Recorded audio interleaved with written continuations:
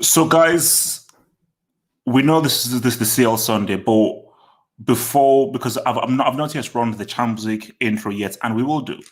But I'm sorry, there is no way I'm going to do this Sunday Hangout without first doing some house cleaning, and we just need to take care of some stuff that has happened. So, for this house cleaning, anybody can jump in. Not like, oh, you talk. So before we get into the CL semis, which is going to be the main thing. Atletico Madrid. I swear someone said, I truly swear someone said that these guys were going to win. Mo, was that you? Yeah, I said Bilbao would win. No. Someone said Atletico Madrid are still favorites, and they've still win. Yeah, who's that idiot that said that? So these clowns are about to bottle this, because if Barcelona win their game in hand, they go 1 point. Which they will, bro. Yeah. And they will. So, because I just want this to be settled, and I want them to bottle this, and then we have to have a serious conversation about Diego Simeone. So just, guys, can we finally say that Simeone is a fraud? He's fraudulent. Can we all agree? Can I go? I have to come out. Okay. Wait, let me go first. I'm okay. All right. Yeah, I may or may not have said they were going to win the league. Atletico Madrid. I was completely wrong. These guys don't have any sense of consistency within them when it's really needed. They were 14 points up top. They were at one point. It seemed like it was over. They were already going to win the league, and somehow it just completely crumpled. And it's to the point where, yes, Simeone should be questioned. Simeone, he has to take responsibility. No. What about question? As in, this guy is a fraud. I don't want to hear anything about questioning. He is a freaking fraud. No. You have every right to put him in the Brick Academy.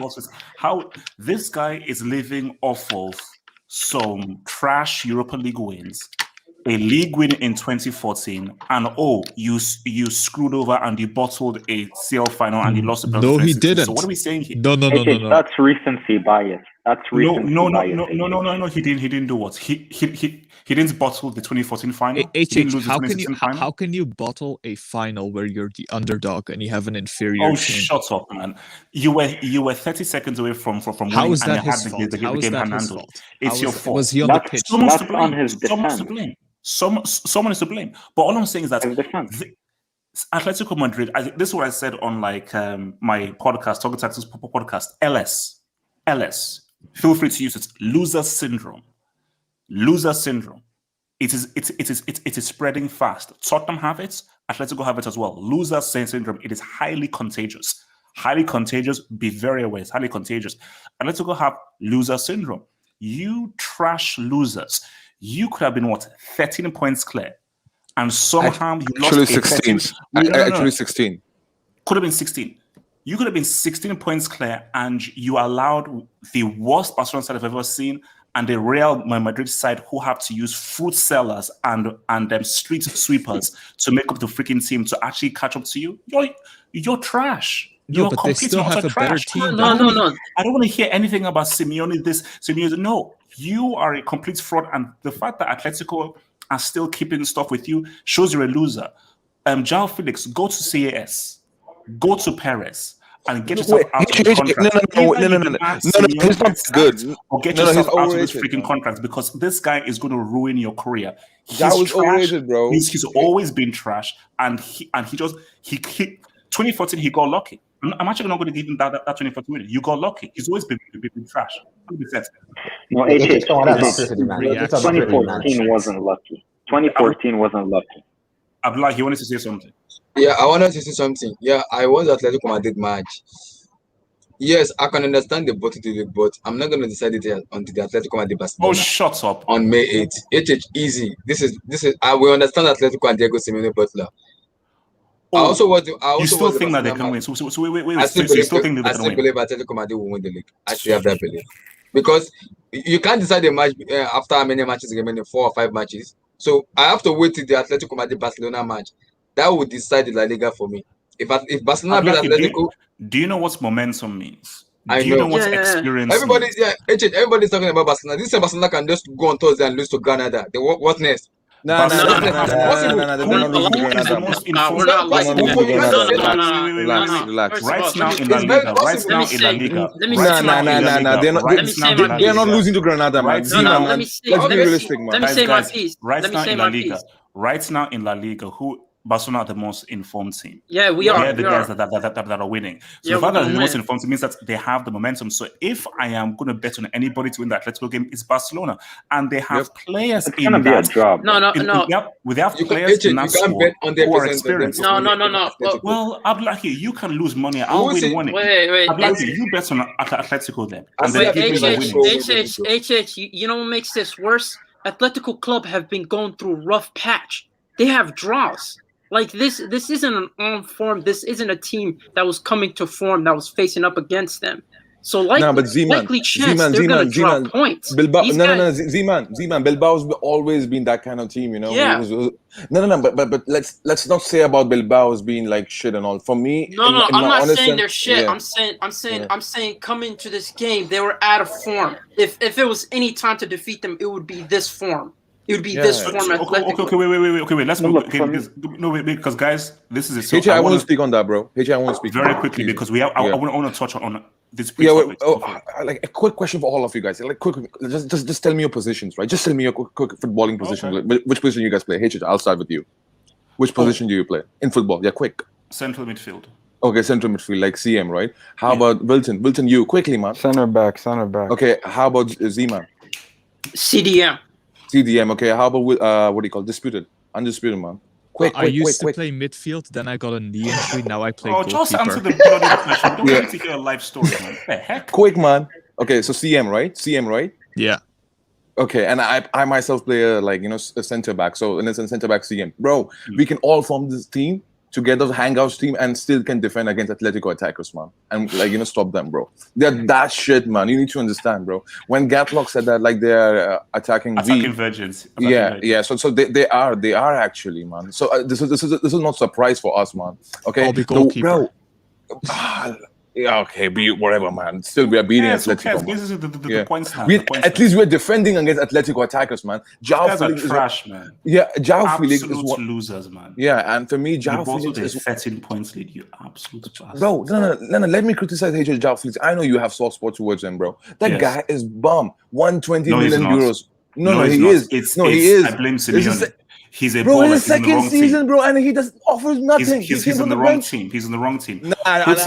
Put him with a better coach and a manager, he'll be better. João Felix, that is a quality player who has been ruined by this trash, useless, pragmatic piece of crap, bottle merchant manager who has lied to all of us. You are complete fraud. All his was vibes. Oh my gosh, Atletico, the underdogs. Oh, shut up, man. No one gives a damn about underdogs. You are losers. You're a bunch of losers. I don't care about the underdogs. Let me finish it, man. Man, this team, it was not surprise. It was just a matter of time, man, when they're going to drop the points. That was what we are thinking for. Even when they had 13 points, we knew how this team is going to collapse. So there's nothing new with Atletico. I don't think so. Like this is like something new with Atletico. And I think so. We should not make fuss about it, man. This team is losers. So let's move. Again, quick fast. So next thing is Juventus. And nearly has blood on his hands. How dare you do? Pirlo is one of my idols. I feel privileged that I saw him play. I saw him play live. Agnelli, Nedved, and whoever hired Pirlo as manager, you have blood on your hands because you're making Pirlo to look like a fool. If Napoli beats Torino tomorrow, I think they go equal on points on Juventus. So now it's going to be about goal difference. And Atalanta head. It'll be head. I don't think Juventus have the advantage. Juventus have the okay, cool. You even have the advantage, but still. Juve are in serious danger of not making top 4. Serious danger. So my thing is that if this ends up that, first of all, you got knocked out by FC Porto, you decided to hide Pirlo, you didn't get top 4, and you botched up a Super League attempt. This is all else for Juventus FC. But my thing about it is that why did you hire Pirlo? And for me, I will not put the blame on Pirlo. We all knew that this guy got given the job after he just exited the exam hall. So my thing is, whose bright idea was it to hire Andrea Pirlo to manage this team? And it just shows you the disrespect that they gave Sarri.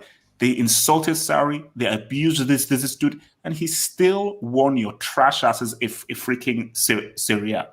Man, so anyone, do you even get top 4, yes or no?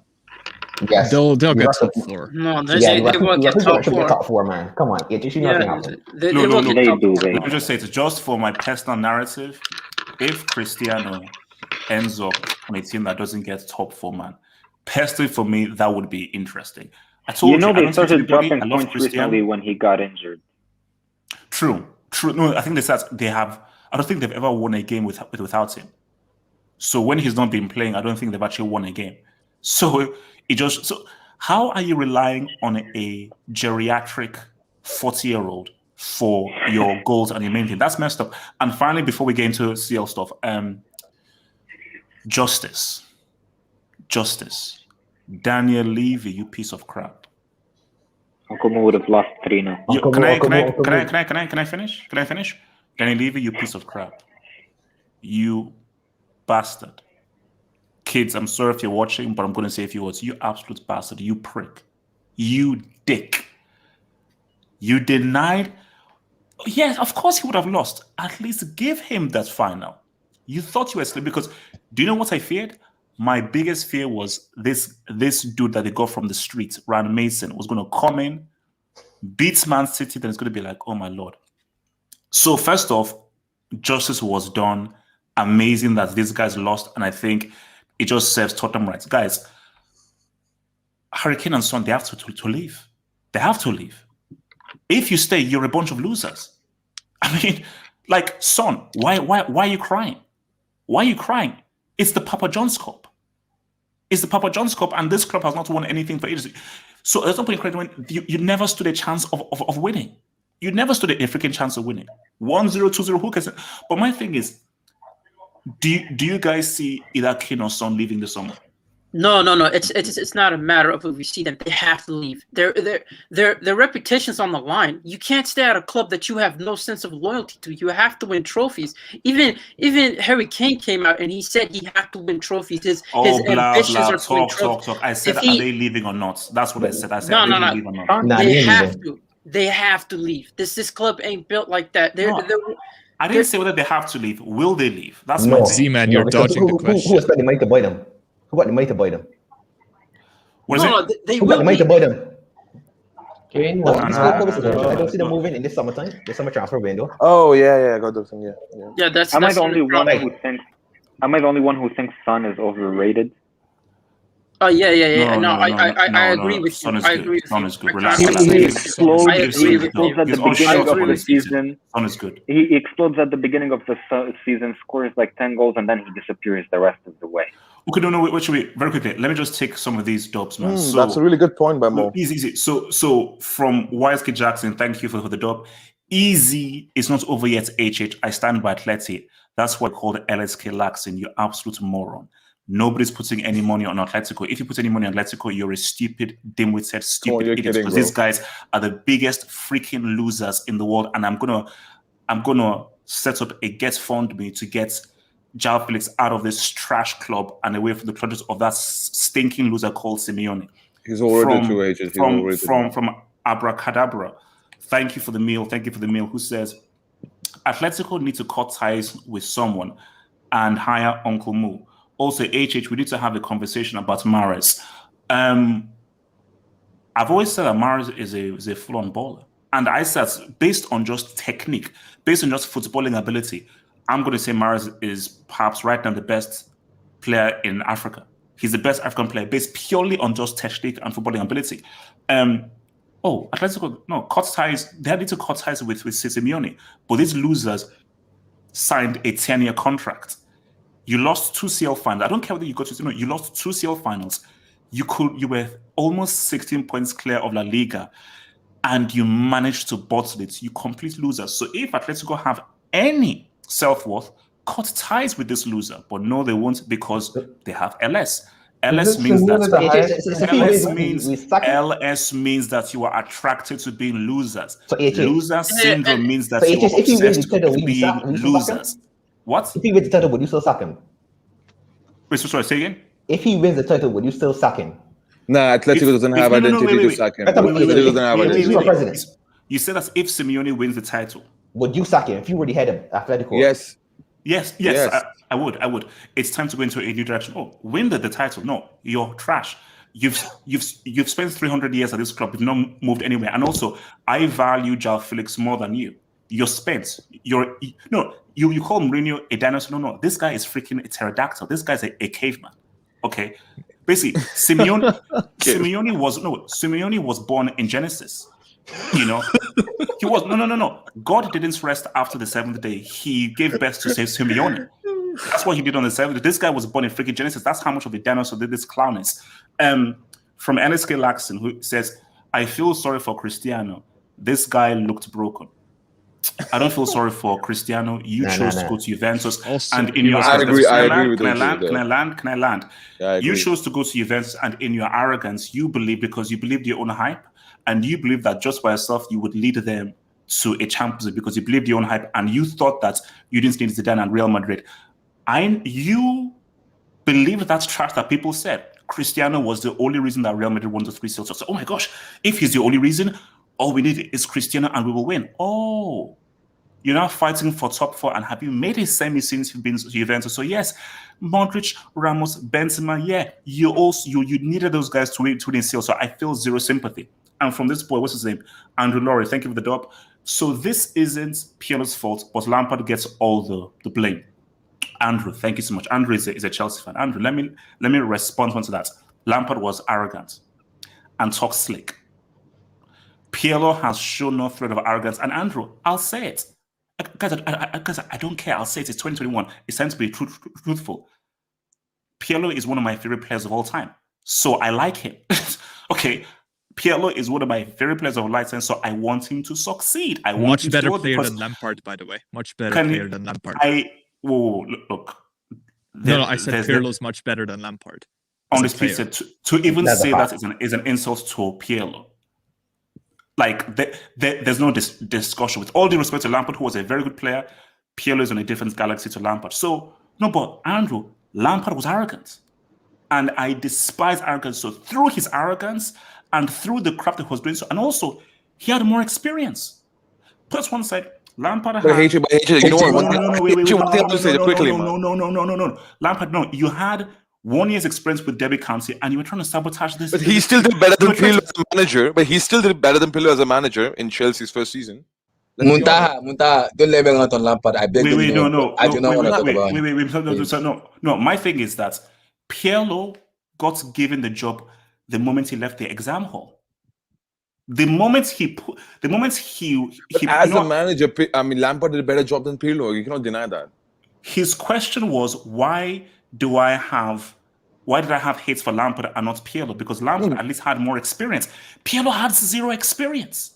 No, but still, that's why you were not in the first place. Was a credible guy to be in that place. So I mean, you have to blame Pirlo for that. Then who? No. I blame Agnelli because they come on. They guilt tripped him. It was a guilt trip. They smooth talked and said, "Oh no, we'll give you support and everything." So they tricked him. This has nothing to do with Pirlo. This is all on Agnelli and who hired him. They guilt tripped him and made him to look like a fool. So if Juve don't get top 4, I'm not going to blame Pirlo. No, hell no. I'm blaming Agnelli. But didn't Sarri won with the same team, the Serie? Is Pirlo as good a manager as Sarri? No, I'm saying so we need to give credit to Sarri, isn't it? And then Sarri, that's what I said. Yeah. I said that Sarri needs to be given a lot more credit because Sarri has been disrespected. Guys, look, man. All I'm saying is that let's just see how the season ends and how the season goes. So shout out to Man City for doing 1-over to protect Uncle Mo's legacy. Atletico, Simeone, you are a flipping disgrace and embarrassment to the sport of football. And Simeone, you make me sick because you represent losers, and I despise losers. And Agnelli and Nedved, you have blood on your hands. If Juve don't get top 4, I will induct you for trying to embarrass a legend. That is Pirlo. So, guys, without further ado, let's get down to our here. Let's ride.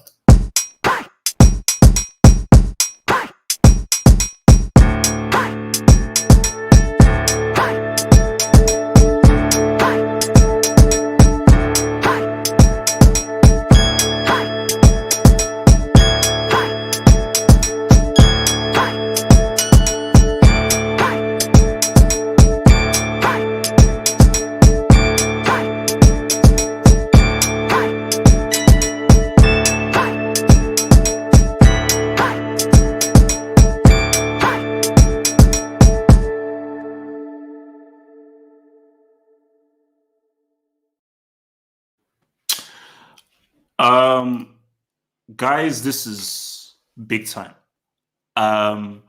We've been building up to this and so forth. And we've done the hashtags and so forth. And guys, I repeat to myself that the stakes have never been higher. The stakes have never been higher. We have 2 massive, colossal semifinals, and we're going to have a real deep discussion. I am excited because Chelsea have never faced Real Madrid, and for several years, I've known many Real Madrid fans and so forth. So it's a nice, exciting thing that Chelsea faced Real Madrid based on how many Real Madrid fans that I know are on this channel and so forth. Shout out to Sergio, shout out to Alex B, shout out to all the Madrid fans out there. PSG Man City is a biggie. That is a biggie because Pep Guardiola, he could do it. This could be his year.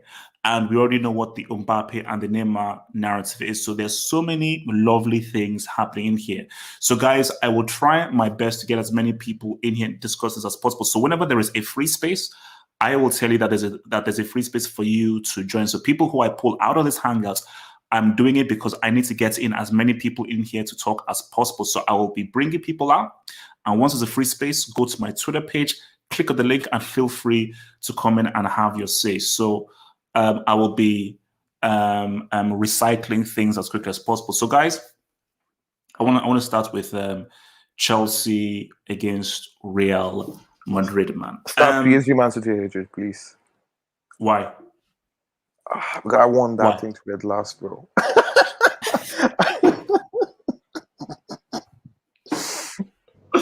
You know that, man. Come on, man, bro. No, stop it, Chelsea. Stop it, Chelsea. Monsaha, you need to grow up, man. Monsaha, you need to grow up, okay? Because Monsaha, you know what? Because they said, Monsaha, I'm coming to you first, man. Nah, please, right? Okay, no, Monsaha, no. See, because I know, I'm coming to you first. So look, Monsaha, I'm gonna start with you. Thoughts, just general thoughts. Okay, general thoughts. Okay. General thoughts. Man, this is a game of like, you know what I'll say, master of man management versus master tactician, which is Tuchel, I believe. And for me, this game is like pretty much the season for both the teams. And with Real Madrid, as we saw, just La Liga has been gone out of hand. Let's be honest. So, I mean, this is a chance to make it at least final. You know what I mean? And for both the teams, when I see from Chelsea's perspective, this is not the Real Madrid like of 2018, 2017, or like the past Real Madrid, which you guys saw. So I don't think so. There is any fear factor for Chelsea to worry us. Like, let's be honest, okay? And I'm not playing any real psychology. Okay, so you're saying that you're not worried about Chelsea. I'm saying both the teams are not actually worried. Let's be honest. For me, okay, when I see Liverpool, regardless of they don't have their 2 center backs, let's be honest, still that Liverpool team looks scary. For me, that Liverpool manager is better than your manager. Let's be honest, okay?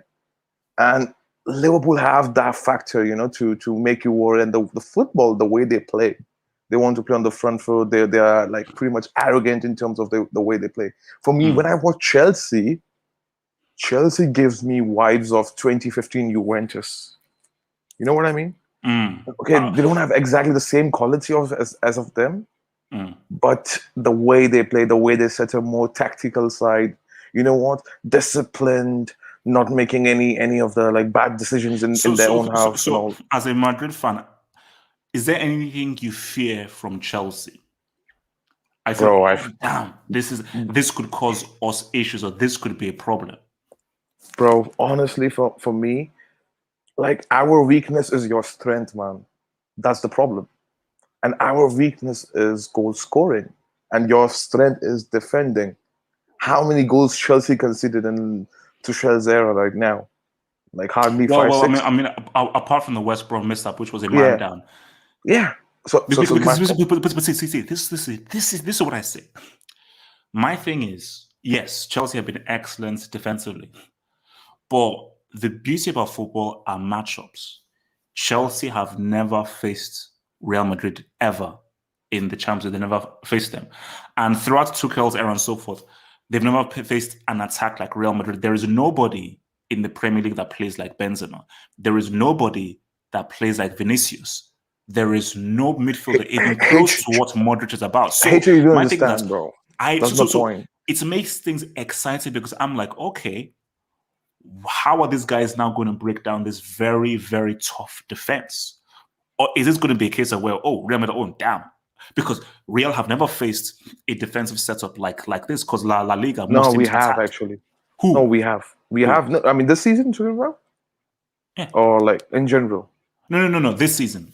Oh, this season we have faced like Atletico Madrid. I mean, that's defensive as fuck. Let's be honest. No, but not like Chelsea. Like there are different kinds of defense, and for me, I think I know what you mean. I know what you mean. It used to be. Yeah, I know what you mean. But still, like when I see Chelsea, right, the only thing fear for me is counter attack, man, because that connection of Mason Mount and the speed demon you have, like the pacey guy, man, with the 100-meter sprinter. The blonde guy, the blonde. 100-meter sprinter. That dude. Bro, you know what? If there's a time for him to show up, is this game. Let's be honest. If there is a time, and we will give you space, let's be honest, right? I believe that you will set up not deep block, but the mid block. You know, when we play against mid block, we usually tend not to play that, you know, with that impetus from the midfield because we don't have a natural number 10. You know, like let's say Eden Hazard is not there, right? We have two CMs and a DM. And aside from Modric to break the line, we don't have anyone in the AM side of. Do you start Hazard or you bring him on? No, I know.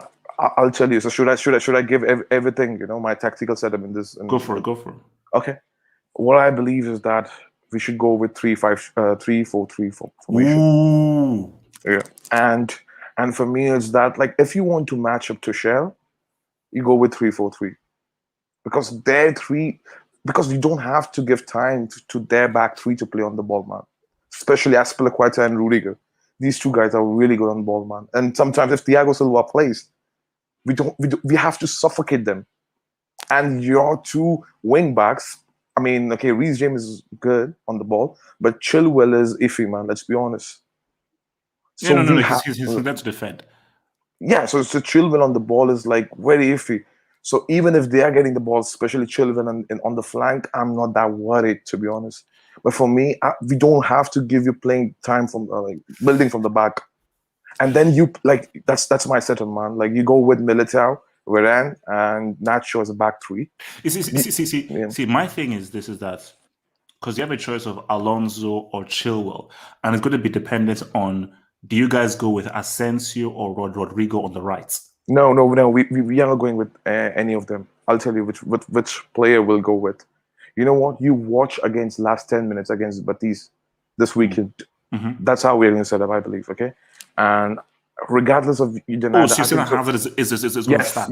Yes. I think so. Zidane will throw Hazard for 60 minutes or 55 minutes. You know, the first half or second, or like he'll play second half 10 more minutes and then come off on the bench from so it's like it will be like that. And I believe Vinicius, Benzema will be up front, and Hazard shadowing Vinicius and Benzema. You know, like a number 10 position. And then you have Marcelo as a wing back. I don't think so. Mondi will be fit enough to play this game, and Carvajal on the wing back position. And then we have 2 midfielders or 3 midfielders. So I think so. Modric and Casemiro will play. Cruz will not start this game because. So Bob, my thing though is that how worried are you about? Because let's keep it real. Chelsea's tactic is heavily reliant on Werner's speed. And that's why we have Varane over there. Balls. No, but that's why we have Varane over there, bro. Like, because if you see Varane against speedsters, right? Like sort of Timo Werner, or you call anyone, right? He deal very well. You know what I mean? So we know your pattern, how you're going to play. We know you're going to come to the midfield with Mason Mount dropping deep, and you know what, looking to those through balls for Timo Werner. No. But look, see, my thing is that you guys are going to win that midfield battle. Like, let's kick it a stack. Chelsea have to just get the ball from A to B as quickly as possible. You're going to have the ball.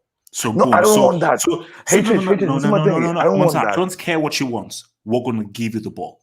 So you're going to have to now break us down. So you take that freaking ball and you keep that shit. So what you do is sit back, Timo Werner, you run like you've stolen some baguettes from some dude. Because my thing is that Real are going to come up, they will play high and give you speed. Chelsea, sit back, give these guys the ball and hit them on the counter and use Werner, because there's going to be an opportunity where Werner I agree. Starts to run. No, I agree. Honestly, I agree with Munta, you. all I want is one away goal. Munta, I'm not greedy. But don't give them, bro. That's my thing. Don't give even a Chelsea away goal, man. This is my thing, bro. Munta, I want just one away goal. 2-1 is cool. Munta, just give me that one away goal, then we'll talk. Bro, but that's the thing, right? Like, no, bro. Like, my point and argument always with these kind of system and team, right? And I think so. I've said this in the Abdullah's Hangout as well. When was the last time under Thomas Tuchel, Chelsea played a decent position or bigger position, and they are 1-0 down in first 20 minutes? I'm just asking you, when did it happen? Wait. Okay. So you're saying that if Real Madrid take the lead, that could screw over Chelsea? I'm not saying screw over, but you guys will be panicking. 100%. No. Don't have to panic, because there are two legs.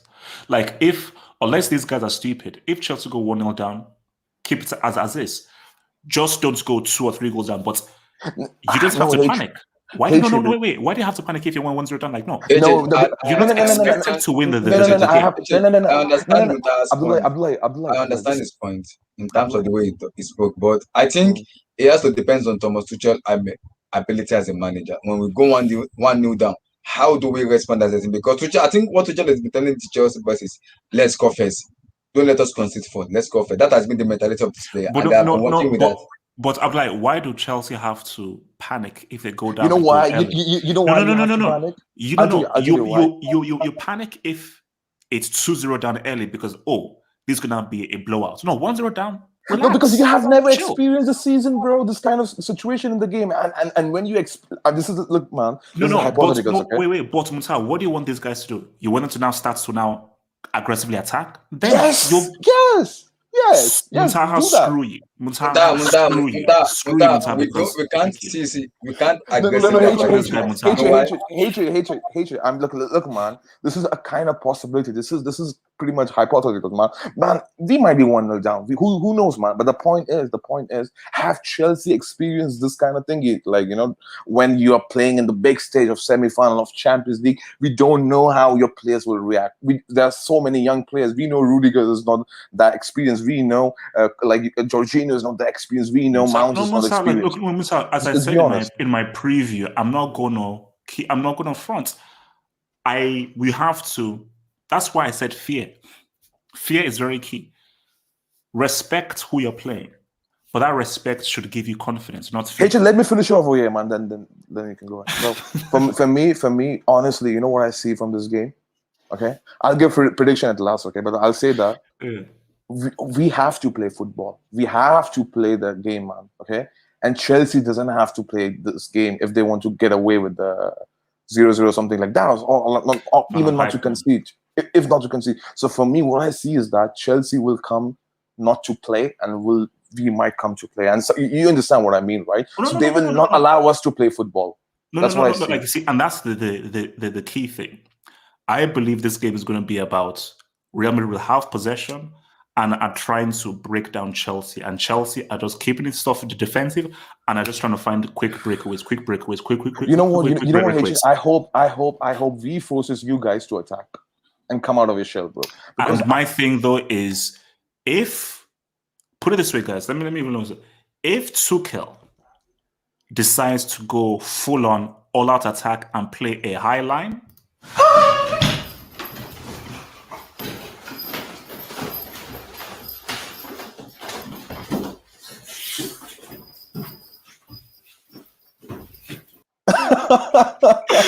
I don't have to throw it because people say, well, because that's the standing base. But yeah, no, if they do that, then this is going to be bloodshed. If Tuchel, no, let me land. Clinical, bro. We're not You do know that, Musa. I know what you're doing. If Chelsea decide to go full on attack and try to get slick, they will get Lara Crofted and they will get pimp smacked, and I will break my iMac because then the game will be over in the first leg. As I said, Muntaha, I'm not listening to you because you're the ops. Okay, you are the opposition. So Chelsea, don't listen to what Muntaha is saying. He's trying to trick you. If you go down early, relax and chill. But we are not that good, though. We're not that good, though. No. This is 180 minutes. This is not a 90 minutes, 180 minutes. But look, let me bring this boy. Abdullahi, talk to me, man. Talk to me. It's like I'm excited with the match because it's the first time Abdullahi, we have to be excited because I'm really hyped. I'm really excited. I'm not that hyped like you. I'm easy a little bit. Hey, relax, man. I'm easy a little bit. But I'm excited though because it's gonna be the first time I'm gonna be seeing Madrid and Chelsea play. Oh, yes. I watched the Madrid match and the Real Betis match this Saturday to see where we can hurt Madrid a lot. And I'm gonna say it now. If Madrid play with Vinicius Jr.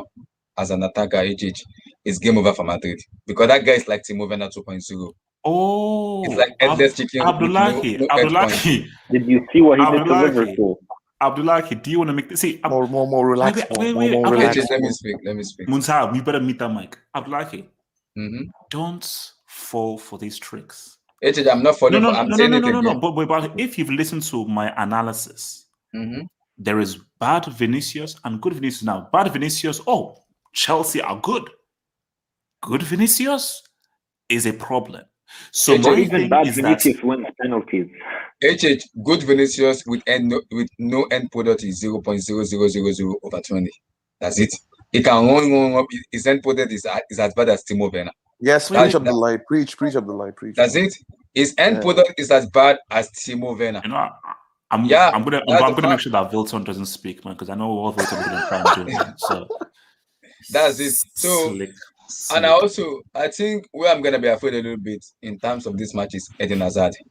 It looked very sharp. That's the very first time I've seen him be sharp. His face and his guy like what 10 minutes against Betis. It looked very sharp. I'm being serious now. There's a pass he gave to Vinicius Jr. And that guy looked like I don't even know what to call it. I'm like against who? I understand it's against Betis. I get that. But it's a really good team though. Betis is a good team. Yeah, but it looked very sharp. That's my scary because I want to see how Tuchel is gonna tackle Kroos, Luka Modric, and Casemiro. I am not worried too much about the midfield because. So okay, let me ask you this. Abdullahi, bro, they are washed, man. You don't need to worry, man. So Abdullahi, let me ask you this then: do you play a striker or you keep with the false nine against Real Madrid in this first leg? I'll play false nine. And I'll tell you the reason I'll play first nine. I wouldn't play Giroud because there's a Rafael Varane there. Varane is very good on the hair. Very, very good on the hair. I will play the front three we played against Crystal Palace. Pulisic, Kai Havertz, and Mason Mount in those three because those players can run and they can press. Abdullahi, how about Ziyech, bro? That's what the problem is because Mount is in form. Pulisic also is very good. I will bring Ziyech on from the bench, but in time because in the Madrid want to press us as a team. They love pressing us, and Ziyech is very slow in pressing, very very slow. He can lose the ball easily. Kovacic is a huge mess, bro. I'm hungry because it's a very. I don't understand why Chelsea fans are going on hard on Mateo Kovacic. It has been our best. Still you have Kante, bro. Come on, man. Kante is world-class, man. People may say Mason Mount, but Mateo Kovacic is very important in that midfield because we see how important it is when we play N'Golo Kante and Jorginho together. That pivot doesn't work for me. It gave me nightmare a lot when those pivot play. So for me, I'm excited to see how the match is gonna pan out, and I have more confidence in which Chelsea is gonna set up against Madrid. Unlike Madrid the 2018-19 team, on this Madrid team now, I'm more confident in seeing. Okay, Abdullahi, quick question, bro. Okay, quick question, right? So who will be your wing backs? Will it be Alonso or Reece James? Or No, it's gonna be Chilwell? Reece James and Ben Chilwell for me. Chilwell. Yeah. Has to with Chilwell. Security. Security first. For defense, yeah. And Chilwell for Alonso is too risky. Alonso is too risky. No, but in a game like this, too risky. But what will be attacking plan? Just Werner running behind the line? Shush, relax. Don't worry. You don't need to be told about this attacking plan, man. You don't need to be told anything. Yeah, for me, that's gonna be my plan. I'm excited for the match, though. I want to see how the match is gonna pass on Tuesday for me. Okay, so let me come to now, Wilton. I am begging you, Wilton, just don't. Wilton, let's just be mature and just give me a mature approach. So, Wilton, your thoughts on this? Okay, first and foremost, it's just, I know this is your talk, but congrats on City winning the Papa John and the Prem. Congrats to Bayern winning the Bundesliga. Wait, no. Quickly on that. Let me just hit this. So, from YSK Jackson, who says, not going to lie, I celebrated with Pep today. # justice for Mo. Thank you. Justice for Uncle Mo. Wilton, please continue. Yeah, congrats on City winning the Prem and the Papa John. Bayern, congrats on winning the Bundesliga. Serie, congrats to Inter fan. Liga, congrats to PSG winning it. And La Liga, congrats to Barcelona winning it this season again. And as for the Chelsea game, it's just, isn't it ironic that Timo Werner and his goal scoring drought right before he plays against Real Madrid? Here we go. Here we go. Makes sense. Here we go. But it's just, to be honest with you, I think this side's gonna be a very boring game because both teams are really good defensively, right?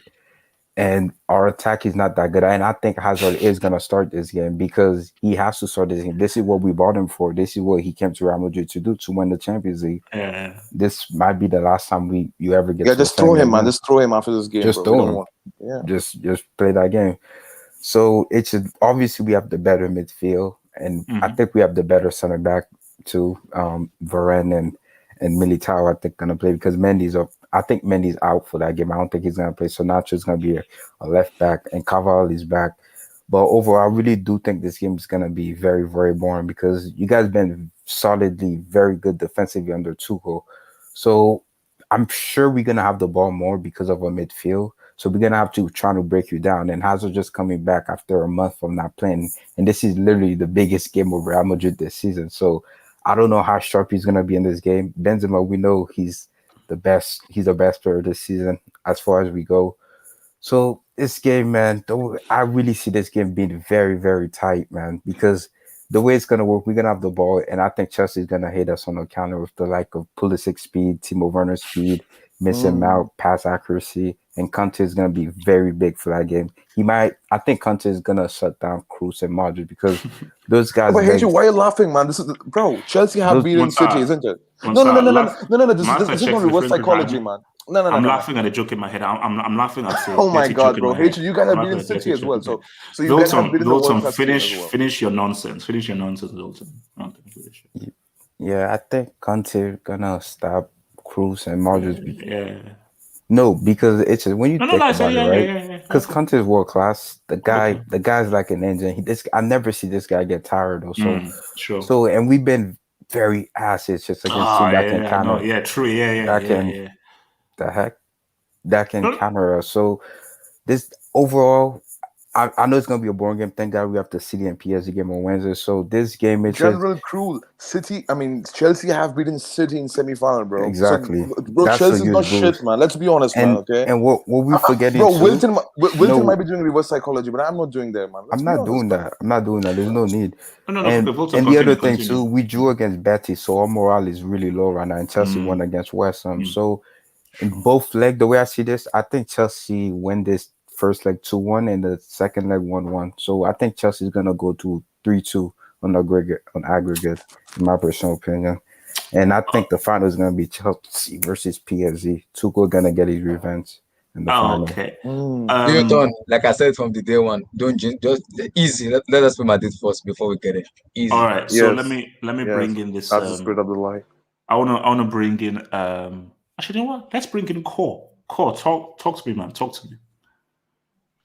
Yeah, what's going on, HH? I got not much actually. Yeah. This is for me. Also very quickly, I don't accept Sam as Captain America, by the way, but continue. Oh, he is. He's no. Core. I don't accept it. I know he is, but I don't accept him. But continue. Let's continue. Continue.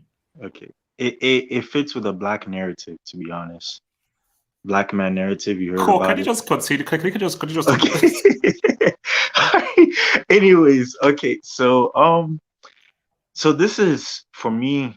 This is the best game in the Champions League. I think personally, this is the one that I'm more looking forward to watching because they both play too similar football. I really, really, really like Chelsea, and I also like Real Madrid. So I really, really don't know who to like necessarily go for or even support. You know what I'm trying to say? Because like I have so many Ghanaians who are Chelsea fans, and then I got He my already brother supports who's a half of Liverpool. Europe anyway, so what's the point? Yeah, it's gonna be difficult, yo. I don't know who to go for because like I really love both of them.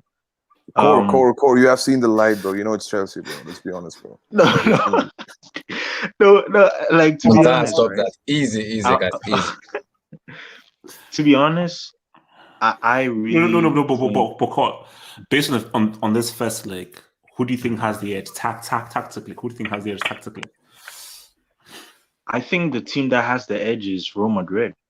Oh God. I think Real Madrid has the edge because if you look at it personally, like Kovacic might miss that first leg.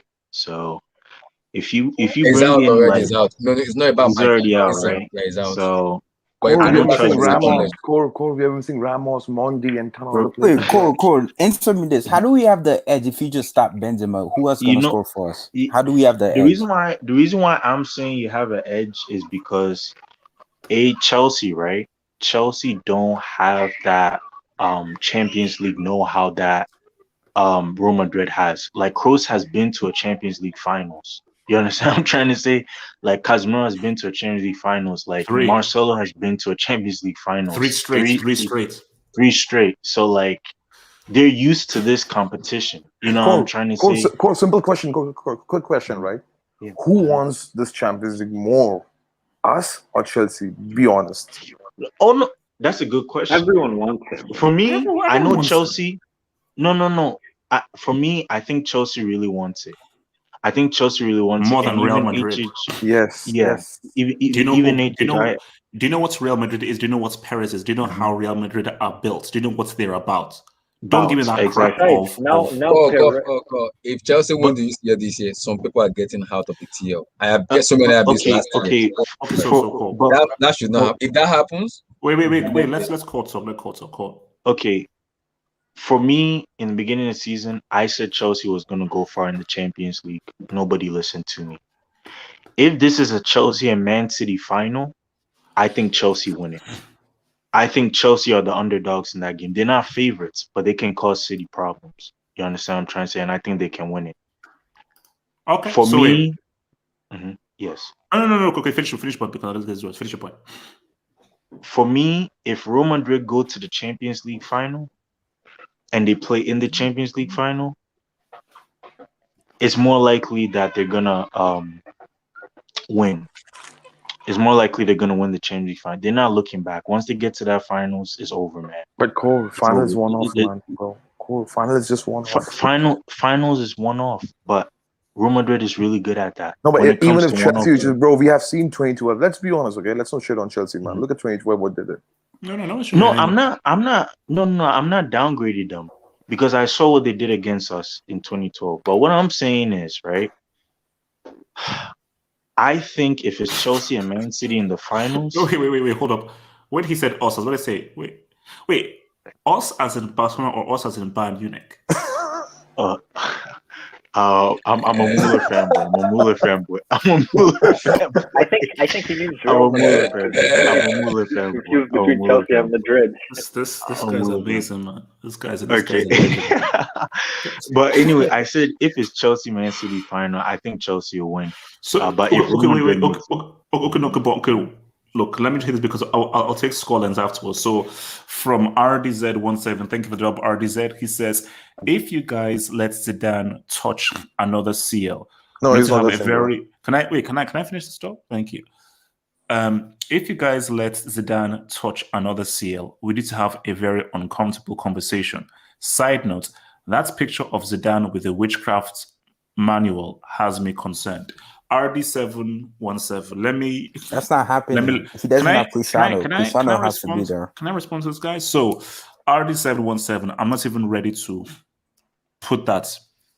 I'm not even ready to think about that because we still haven't had a proper conversation about the 3 CLs. We haven't. We had a conversation about Cristiano's contribution. We've not had a real conversation about what Real Madrid have actually done. May I remind people, since the Champions League started, the very first time since the Champions started back in the early 90s, the first time a team defended their title was in 2017. And then they defended not only once, but twice. This isn't the freaking EPL or La Liga or any of that trash. This is the elite, the best. And this dude, as a rookie, came in the most elite competition and won 3 in a row. RD717. The footballing balance will be broken if he wins 4. So, RD7, I am not even going to entertain that notion of Zidane doing that. And yes, I saw that picture of him with the witchcraft book in the background, and I am concerned. Exactly. So that means Chelsea are favorites. You pretty much saying Chelsea are favorites because you know Zidane's not sniffing the 4th CL. You know it in your heart. Yeah, sure. HH, can I say something about Zidane? Very quickly. If Real Madrid win this Champions League, I think this is the best Real Madrid Champions League win that I've ever seen.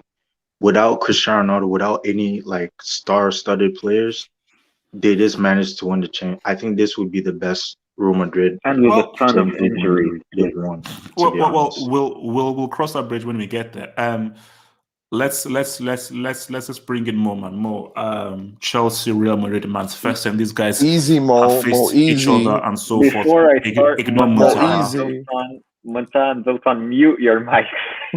Mo, man, easy, bro. No, we cannot do that, Mo, please. Doria, I've got you, bro. Doria, I've got you. Yeah, Montan, besides, why do you care what a neutral thinks anyway? Now that all the fanboys are out of the way, you can get some neutral analysis. Look, for Real Madrid, I'm going to start over there. The formation, in terms of the formation, it depends on whether Mendy is fit or not. I'm hearing that he's not going to be. That's why I would go with a 3-5-2 because we all know that Marcelo is a question mark defensively. But not lately, true. whenever he plays, but see, the reason I would go with a 3-5-2 is because Marcelo still gives you a very good offensive output without having too many defensive duties.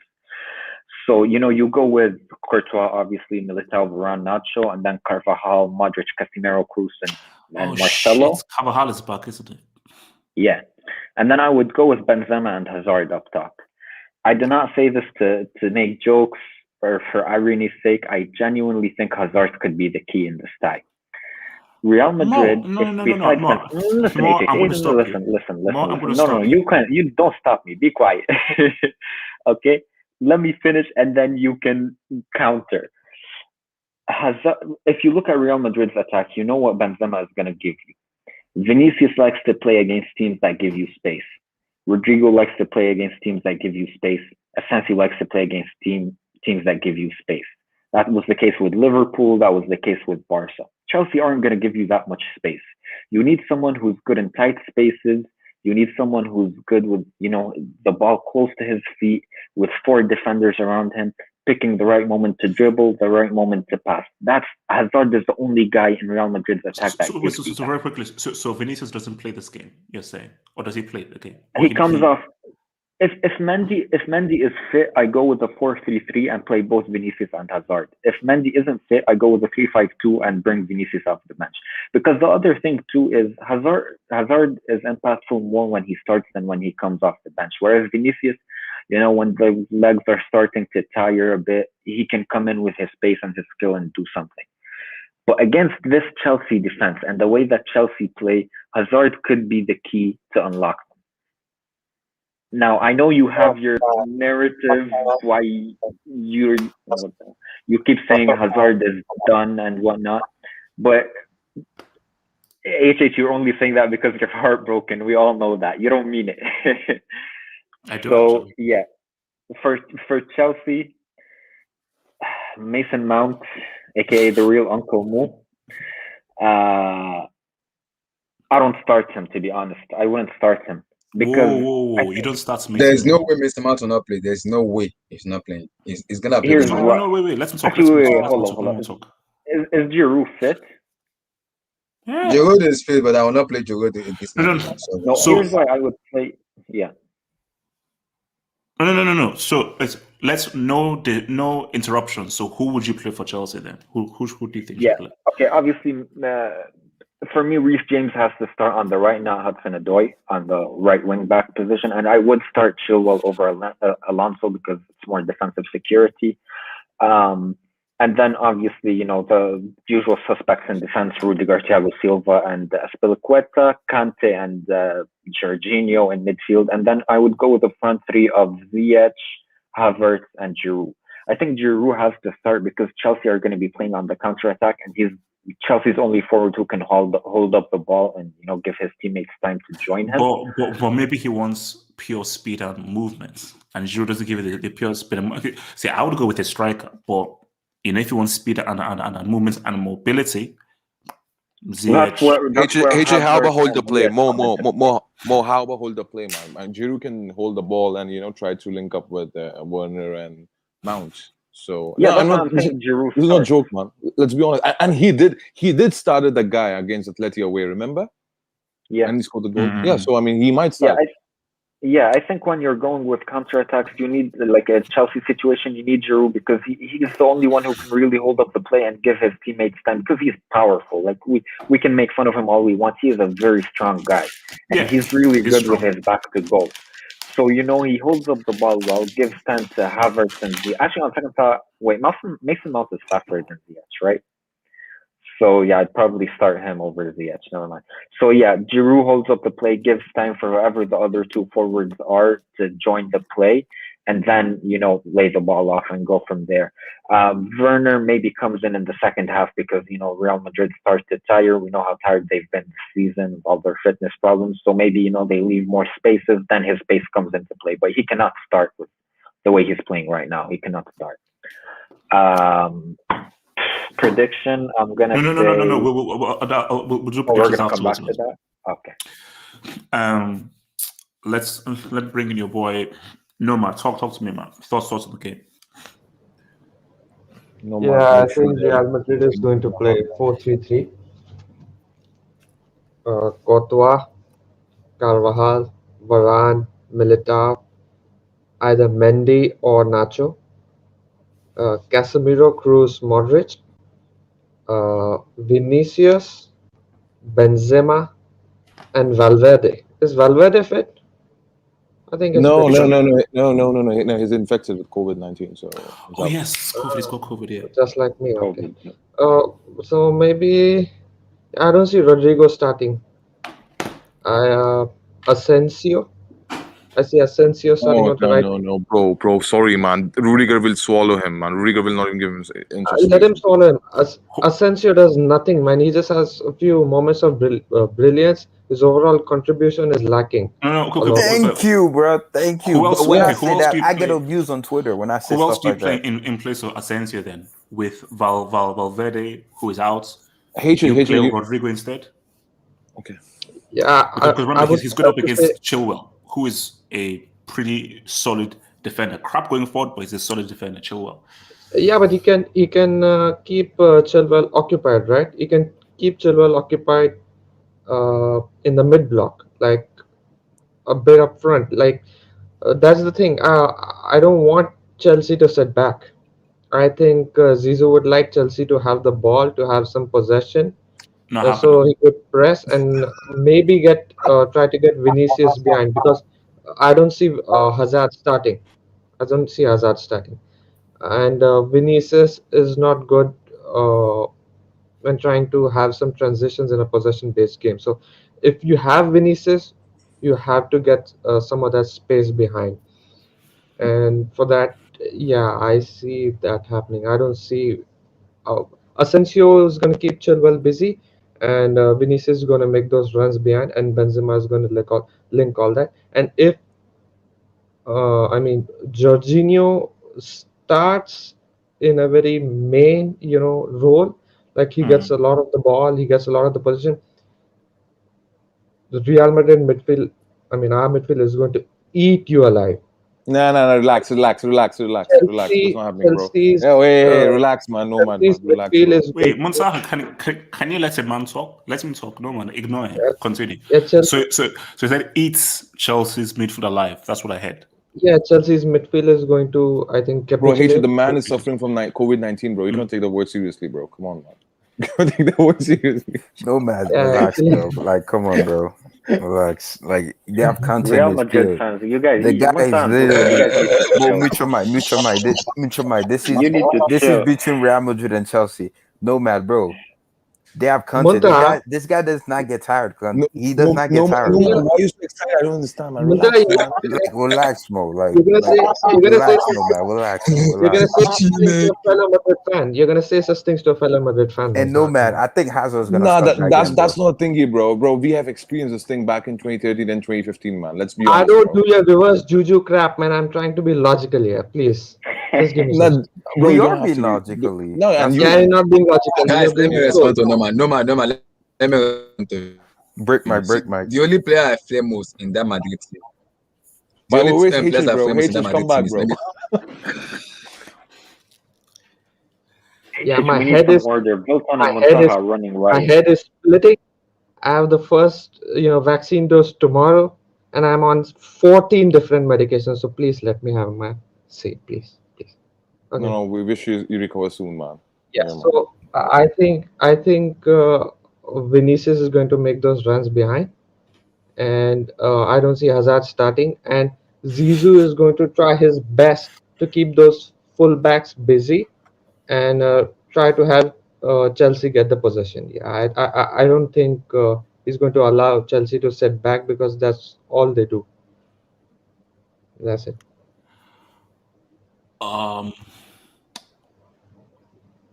Z-Man, talk to me. Z-Man, talk to me. Yeah, this is a very complicated game in general. I have a few things that when it comes to Real Madrid versus Chelsea in both sides, I could definitely see this being a battle of nutrition from both managers. It's not only about. Did you say attrition or nutrition?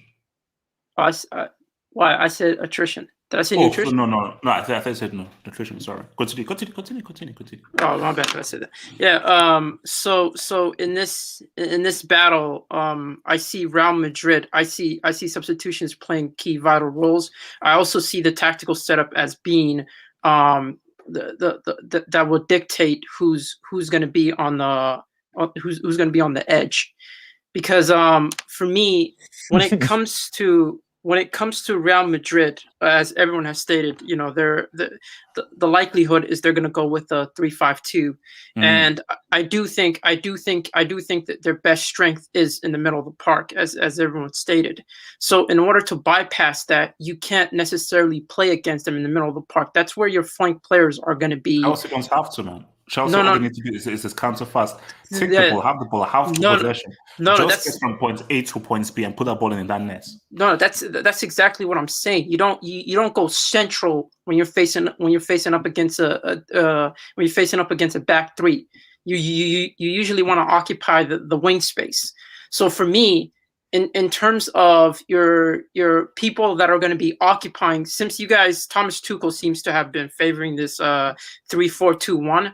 And it seems like he relies heavily on wingbacks. So you're going to have wingbacks that could offensively provide a certain amount of they could provide you with enough crossing ability, enough ability to bypass one or two players. So you're definitely going to need those type of players. But then again, it's about the setup. What is Thomas Tuchel looking for? if you're Thomas Tuchel, of course you're gonna and a away goal.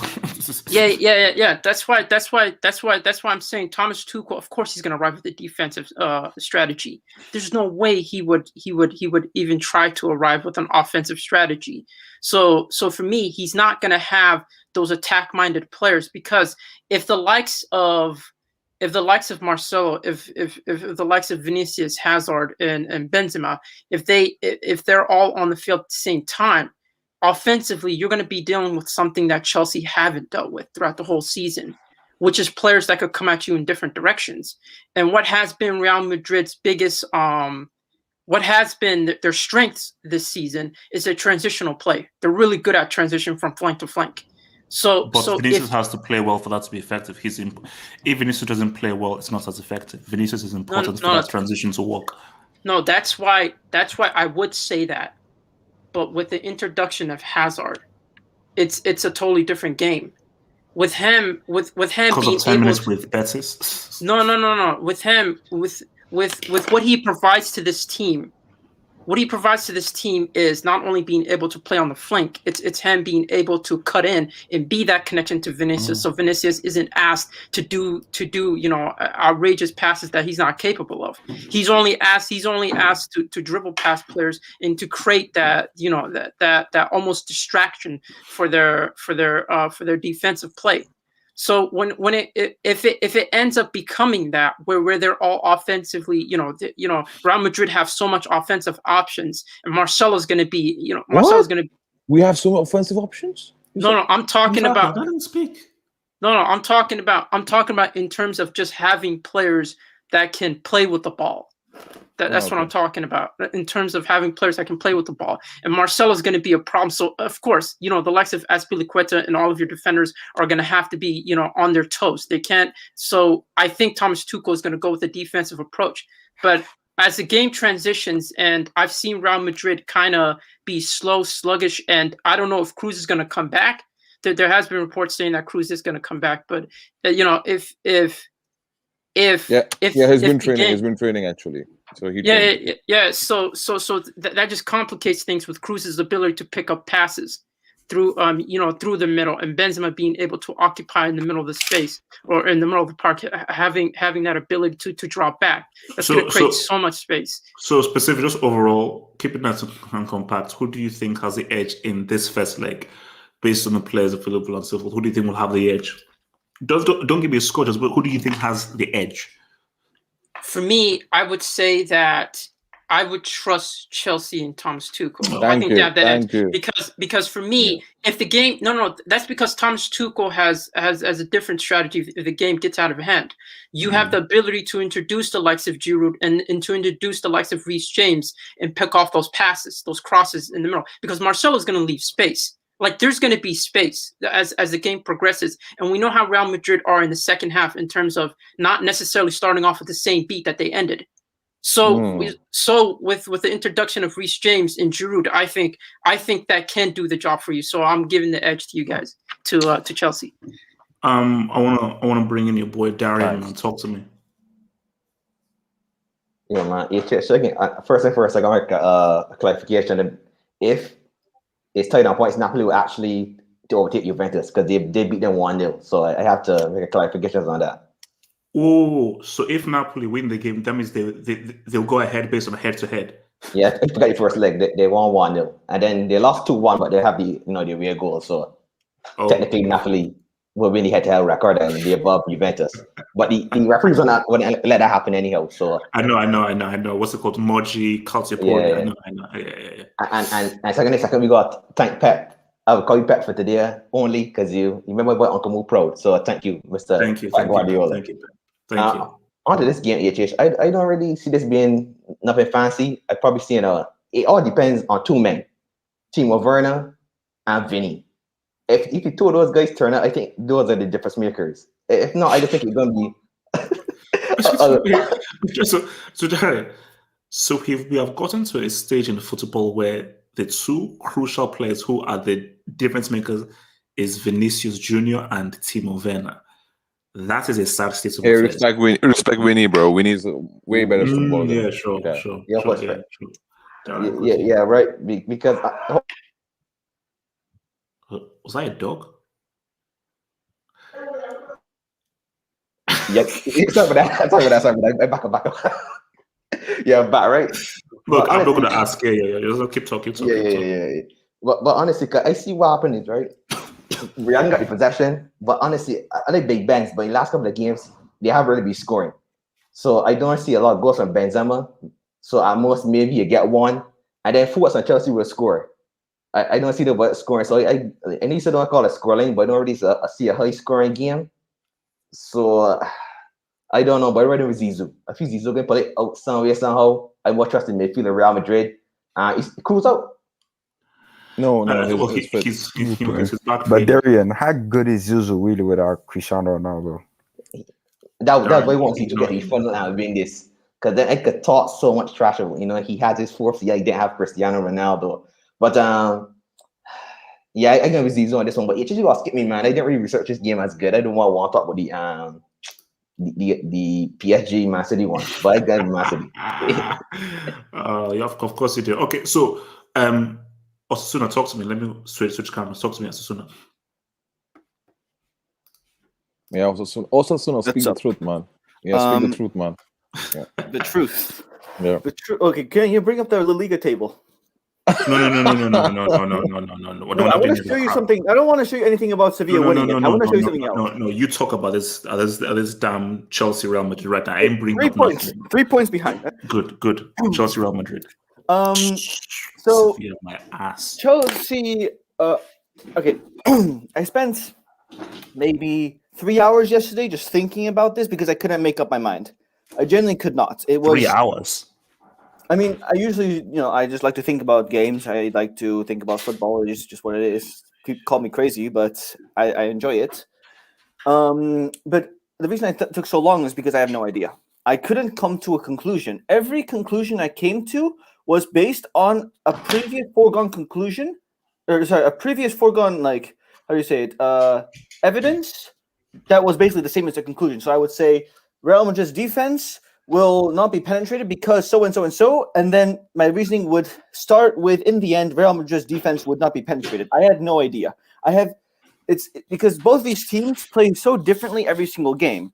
They're both very inconsistent. Now, you can say Chelsea are sort of consistent because they don't concede goals, but I'm saying they're inconsistent in the way they play. Tuchel always switches it up.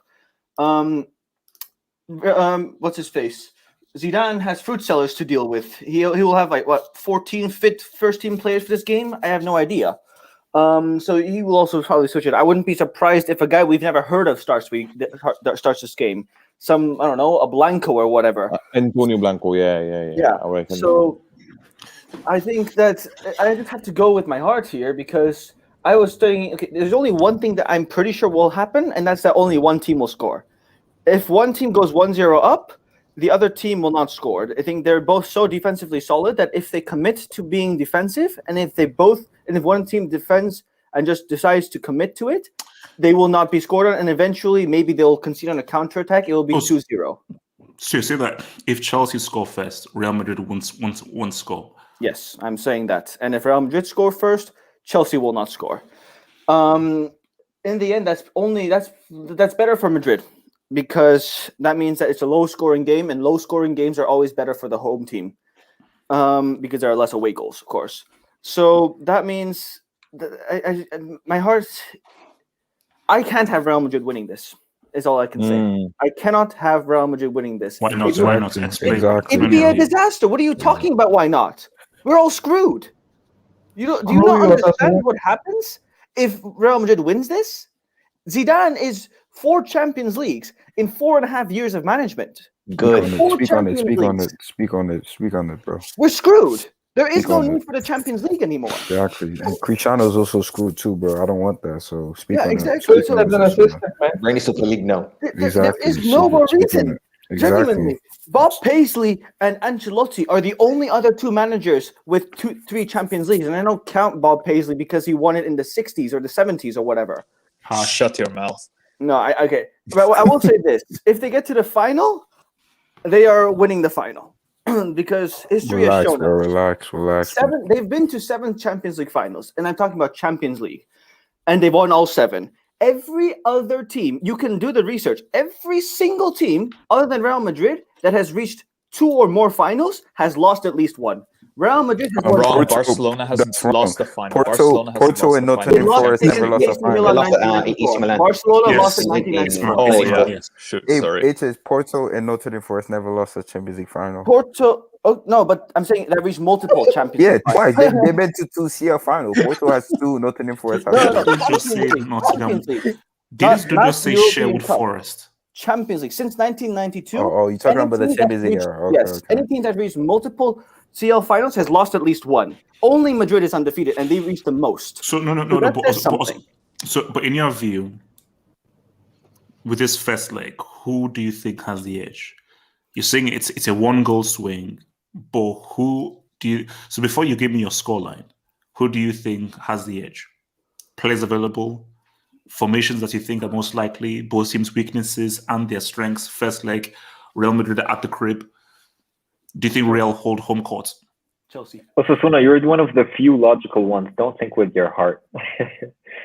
I cannot think. Okay, look, I say Madrid have the edge. I say Madrid have the edge. No, but that doesn't mean that. But that doesn't mean that we'll win, right? I Osasuna, know. That's what I'm gonna say. I say Madrid have the edge based on the fact that if you look at it on paper, they have the better defending players, they have the better midfield players, and they have the better striker, right? Chelsea don't really have the edge anywhere except maybe in the defense. No, but even Casemiro is very good as well. So, like, Osasuna, you know that football is not played on paper, man. that's Come what on, I'm man. saying. That's what I'm saying. Just on paper, and based on that, Zidane has more flexible tactics. I think he'll be more relaxed with giving the ball to Chelsea than Tuchel being happy to give the ball to Real Madrid, because Tuchel seems more committed to his philosophy than Zidane. Zidane will play however he wants to win a game, right? He'll get 70% of the possession for all we know to Chelsea, but Chelsea will, that actually probably will be Chelsea's downfall.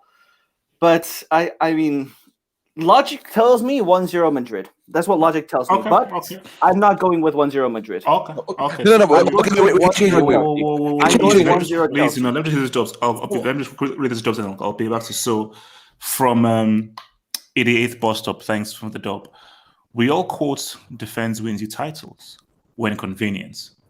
Before our eyes, we pretend we can't see it. Tuchel hasn't conceded a goal versus any top coach. He continues. 88th bus stop. Tuchel has never lost to a Spanish side in the UCL, and this is the thing that gets me really angry. This is what gets me really angry. Why do people do this?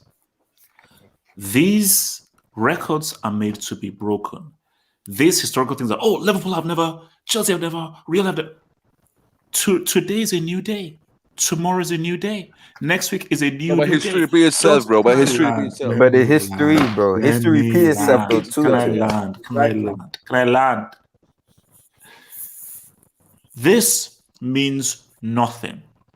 My dear friend 88th bus stop, this is the first time Chelsea have faced Real Madrid. This isn't Atletico. This isn't Barcelona. This isn't Sevilla. This isn't Chelsea. This isn't Eibar. This isn't I don't know, whatever. This isn't Tapas Bars FC. It's Real Madrid. The first time Chelsea have faced them. And this is the historic team. This is the Champions League team. And Tuchel isn't managing PSG. He's managing Chelsea. So this is a whole new ball of wax. So I've known Tuchel has done very good against top coaches. I am begging you, don't fall into that. I know this, but I know this internet. Do not. That is the simple trap you will fall into. HH, can you just change Shubert's comment, bro? HH, can you change Shubert's comment, please? Wait. Okay. Let me. What did Shane say?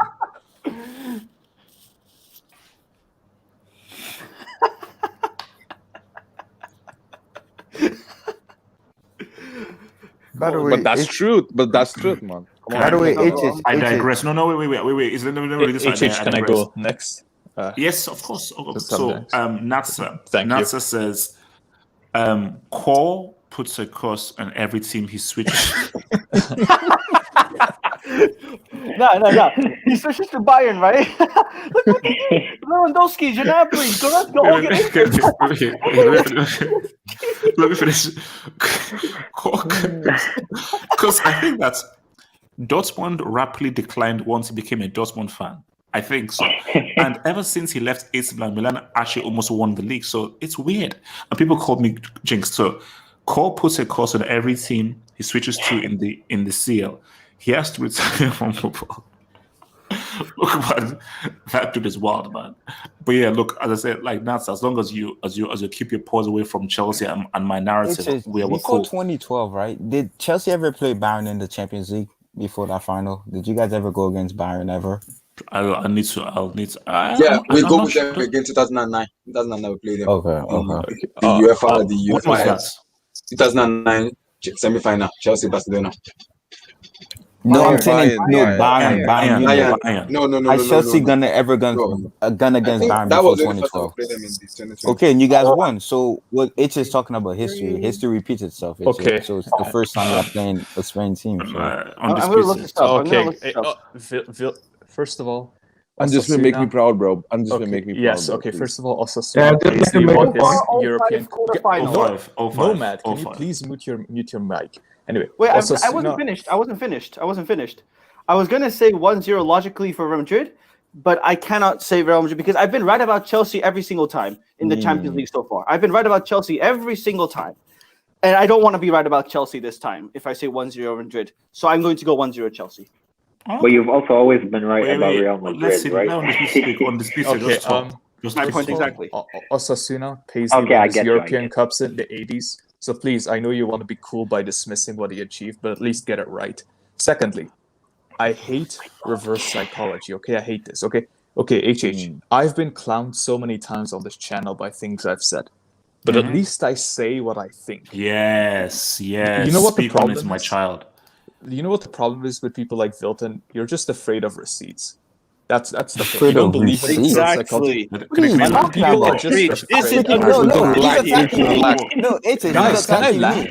I'm saying that. Wait, so on this video, do you know how to read minds? Wilton, relax, man. I was speaking the truth, bro. Wilton, let us talk, guys. man.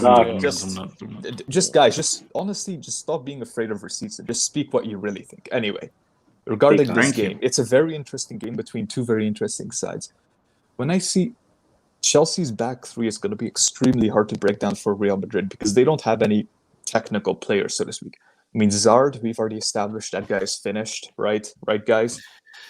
Asensio, yes, for now.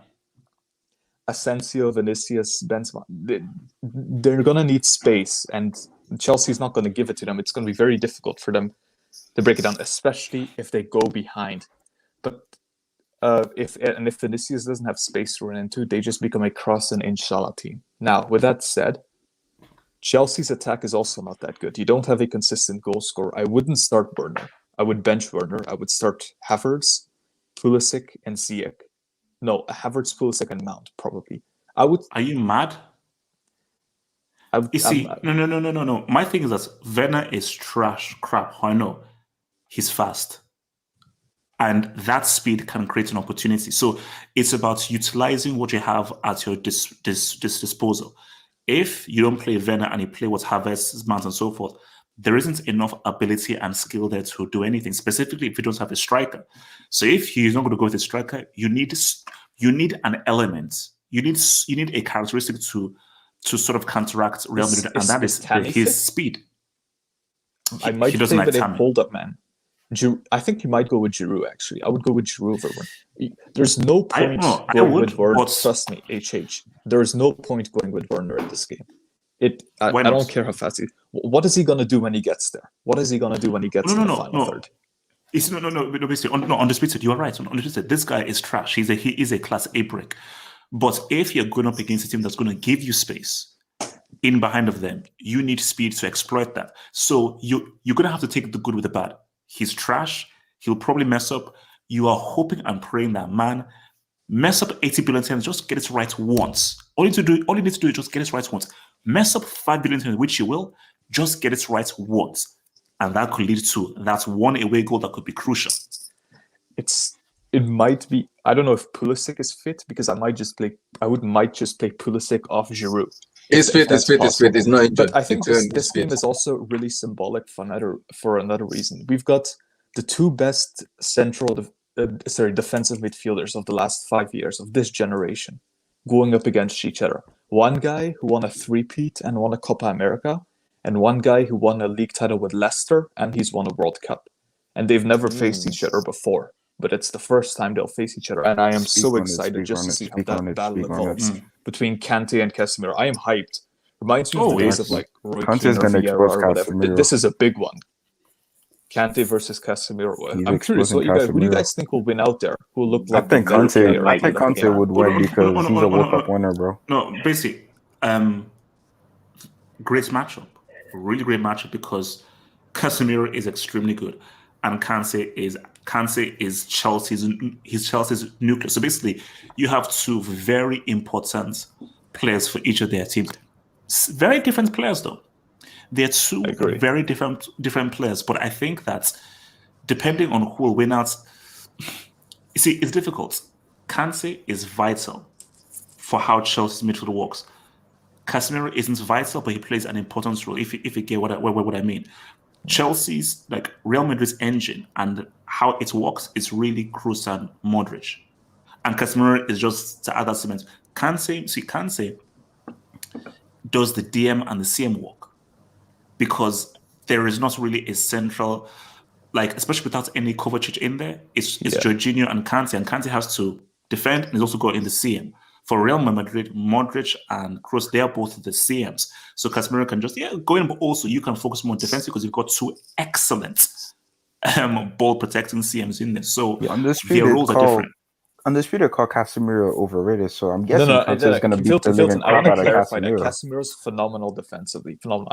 I'm dodgy about his on-the-ball abilities. I think Kante is better than Casemiro on the ball. Exactly. So Kante is going to lubricate Casemiro. No, it failed.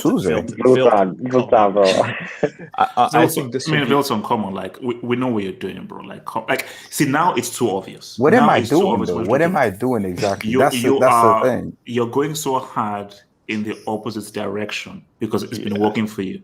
Wilson, eventually the universe is going to see what you're doing, and you may get exposed. Bro, it's an achievement for me to get. I already know I'm losing to the semi. Guys, remember that game between Madrid and City a few years ago? I think it was when Pellegrini was still in charge. 2016, I would say something. That was like the ugliest game of all time, decided by one deflected goal from Gareth Bale. I think this will be in some way similar. It will be a very ugly game. It'll be a tight game. There won't be much breathing space, and I think it will just be one ugly goal to decide it all. But I don't know for who it will be. Okay, so let's take some scorelines before we move to the next game. So I already gave my scoreline. I say Real Madrid win 2-1, and I still believe that Chelsea get that away goal, which is key because 2-1 is a good result. Because again, like I'm not going to come out and say Chelsea will beat Real Madrid in now.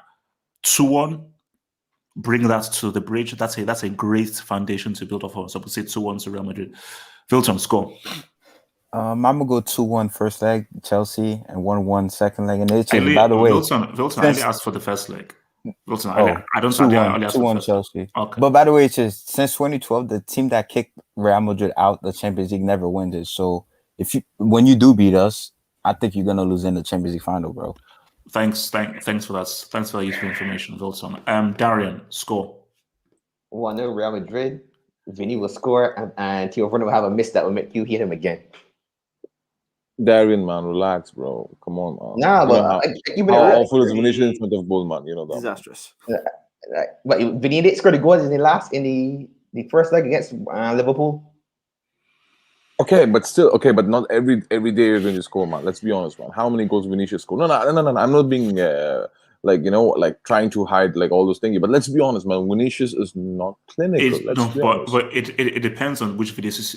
If it's good Vinny, super dangerous. If most of the time, bro, most of the time we get shit Vinny in front of goals. So I don't know what you're talking about. Well, he still wins penalties and free kicks and dangerous. One good game in 2021 so far. So okay. Undisputed score. So who plays at home first? It's Madrid, right? Real Madrid play. Madrid. Okay, I'm gonna go with 0-0 in Spain, 1-1 in London, and Madrid goes through on away goals. Right. I only asked for the first leg, but Mo, first leg score, please. Okay, when the draw was made for the quarters and semis, I said Real Madrid have the most straightforward path to the final. I do think Chelsea or Real Madrid's toughest test left in this whole thing. And Zoltan, just for you, I'm going to say Real Madrid win it 2-0. Not good. Abdullah, talk to me. Score. I'm gonna go Chelsea 2, Madrid 0. Okay. Speak on it, bro. We move, man. Like a disappointed man. Z-Man, what's the Okay, score? someone said that Chelsea would win, and this guy's looking down. This is the definition of reverse psychology. That's what I'm saying, bro. Exactly. And this guy Zoltan, say I do reverse psychology. Like what the It's like heck? I told Zoltan. Osasuna, it's like I told Zoltan in the chat. Monsaha, can I have your scoreline? Monsaha, can I have your scoreline, please? Okay, honestly, man, look, man. Okay, we have upper edge, man. Okay, I'll just say that. Upper hand, sorry. And with regards to this, man, I don't know, man. Because, bro, for me, okay, I'll just quickly say this thing, right?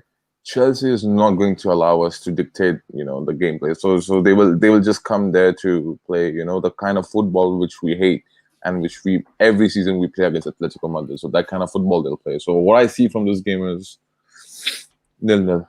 Yeah. Zeman, give it a score. All right, it's 2-1. 2-1 to Chelsea. Chelsea definitely gonna go through. Osasuna, talk to me. I changed my mind. 3-0 Real Madrid. Oof. Gatlock. Osasuna have some shame, bro. Osasuna have some shame. You know that we lack goals, man. Gatlock. First of all, I want to say thank you for introducing me to the shameless hangout. All of you. Thank you very much. Look. I mean, no comments. No comments. Absolute disgraceful scenes and people. You're part of it, HH. You're part of it. No. You started it. No. I'm real. I'm so confused. You're the reason why everybody's been. The scoreline I gave is real here, because for me, I believe that second leg is where things pop off in the second leg. First leg, 2-1 is a good result. Like if I want to do reverse, I would say, 3-0, 4-1. No, Chelsea, Real are not scoring more than 2 goals against that to defense. It's not happening. And my thing is that it could be 1-0, but it's difficult for me to objectively say that Chelsea will either beat them or hold them to a draw in that first leg because I have too much respect for experience. But as much experience as Real Madrid have, this is a difficult team to beat. So I think Real Madrid will have issues beating this team. And again, it ain't 90 minutes, it's 180 minutes. So this is only half time. It's 180 minutes. It is it's going to be a very long game. It's a very long game, bro. Gatlock, talk to me.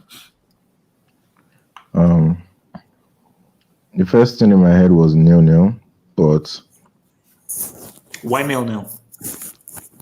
Because both these teams, their defense is good and their attack is rubbish.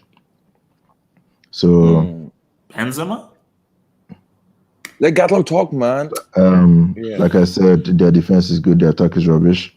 Benzema is high, but he can't do it alone, bro. So I want to say 0-0, but I really hope we get a goal. And if we get a goal, I'm hoping it's 1-0, Real Madrid. So Gatlock, you're predicting Real Madrid will win 1-0.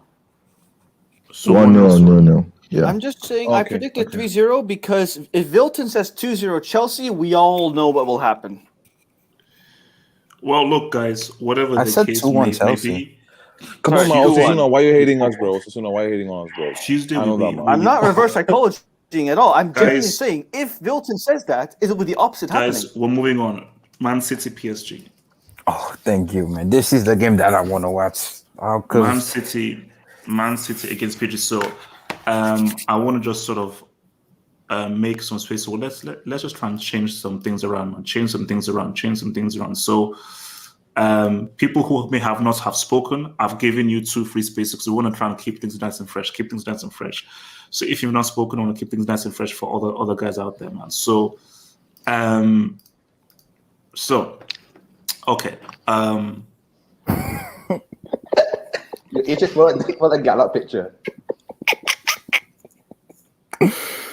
Oh my gosh. Oh, by the way, just replace that water with oil. For this derby, man. Oh god. Okay. Now, HS, can you let Tobo Timo talk about the Chelsea game before we move on? And LSK. I want to hear from LSK. Oh no! We can circle back, man. Look, we're keeping on schedule. I'm not tracking back. I'm not tracking back. So look, Mbappe suspected thigh injury, so he's got to Wednesday, but he limped off against Metz with a thigh injury. Against who? Metz. Have respect. Okay, deserve the respect. There. So The baseball team?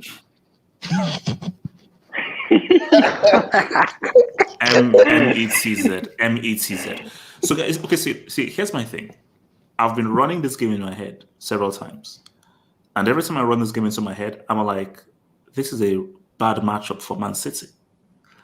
And I found it difficult as to how City can beat this team based on just how they both match up, how they both play. Hence why I am fascinated as to what Pep, Pinky and the Brain Guardiola is going to think of. You know, False nine, bro. False nine. Bro, Diaz is going to be in front to double H, man. Five at the back. I was about to say, like, Pep, he may call me to play striker. Like, it's so deep that I may get a call. Say, yo, I know Put that's John you. Stones up front. So my thing is, this is about what do Man City do? Man City have to say something tactically.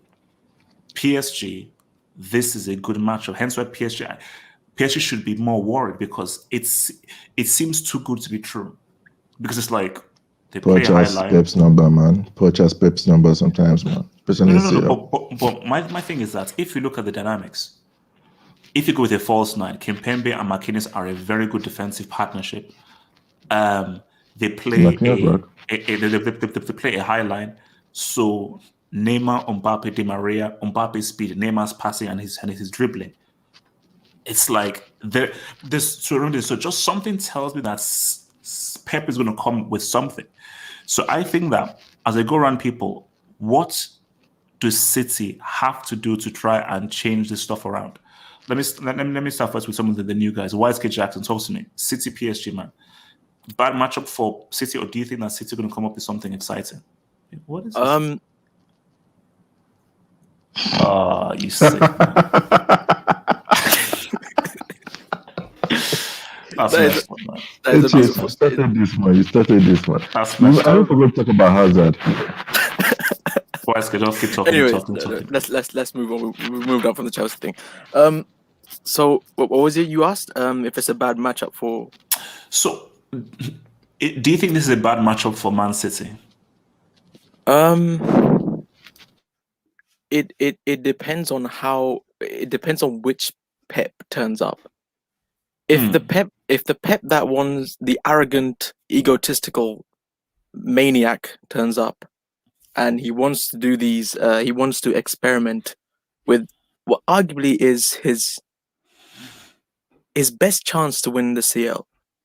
If he wants to bring out experiments, then we could expect.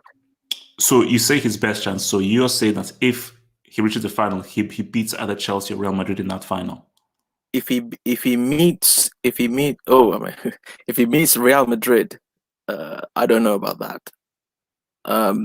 If he meets London Blues, then I knew you were gonna. Yeah, if he meets London Blues, then the inevitable will happen. But no. I stand by this. I think this is his best chance, to win the Champions League since he's been here. And again, like I said, is which Pep turns up. we talk about which Vinny turns up, which what was it? Turbo Timo turns up. I think you gotta add Pep into this as well. And me personally, I think he's gonna try the false nine situation again. He's going to try that false nine situation again. Do you think that is a better option than going to either Aguero or Jesus against Marquinhos and Kimpembe? That's the thing, though. You have to also sympathize with Pep. Who do you play as a out-and-out striker? Yeah. There's no one really. I mean, you can play Aguero if you want. Has the guy really done much in CL to prove to you that he will get you through this? Then again, would you test Phil Foden as a false nine? Almost as deep as a second cam. That was. If you want to go home, you do that. Yeah. If you want to go home. No. For me, he'd play Bernardo Silva, right? Yeah. So see, a guy that's young in a game of this high stakes puts him in his strongest position, given the best chance to succeed. Leave Bernardo Silva in there. Keep Foden out wide and give him as much space and the best ability to try and affect the game. You don't want to rip open his confidence by putting him as a false nine up against Kimpembe and Marquinhos. Put him out wide, let him affect the game with what, because I think Foden is going to be very, very key. He's the only one that can get Pep out of the situation. He's vital to Pep's chances. Vital. And for Pep's sake, he better hope that the Foden luck, if you like, in the CL won't run out, because the dude relied him on both legs against Dortmund, heavily relied on it.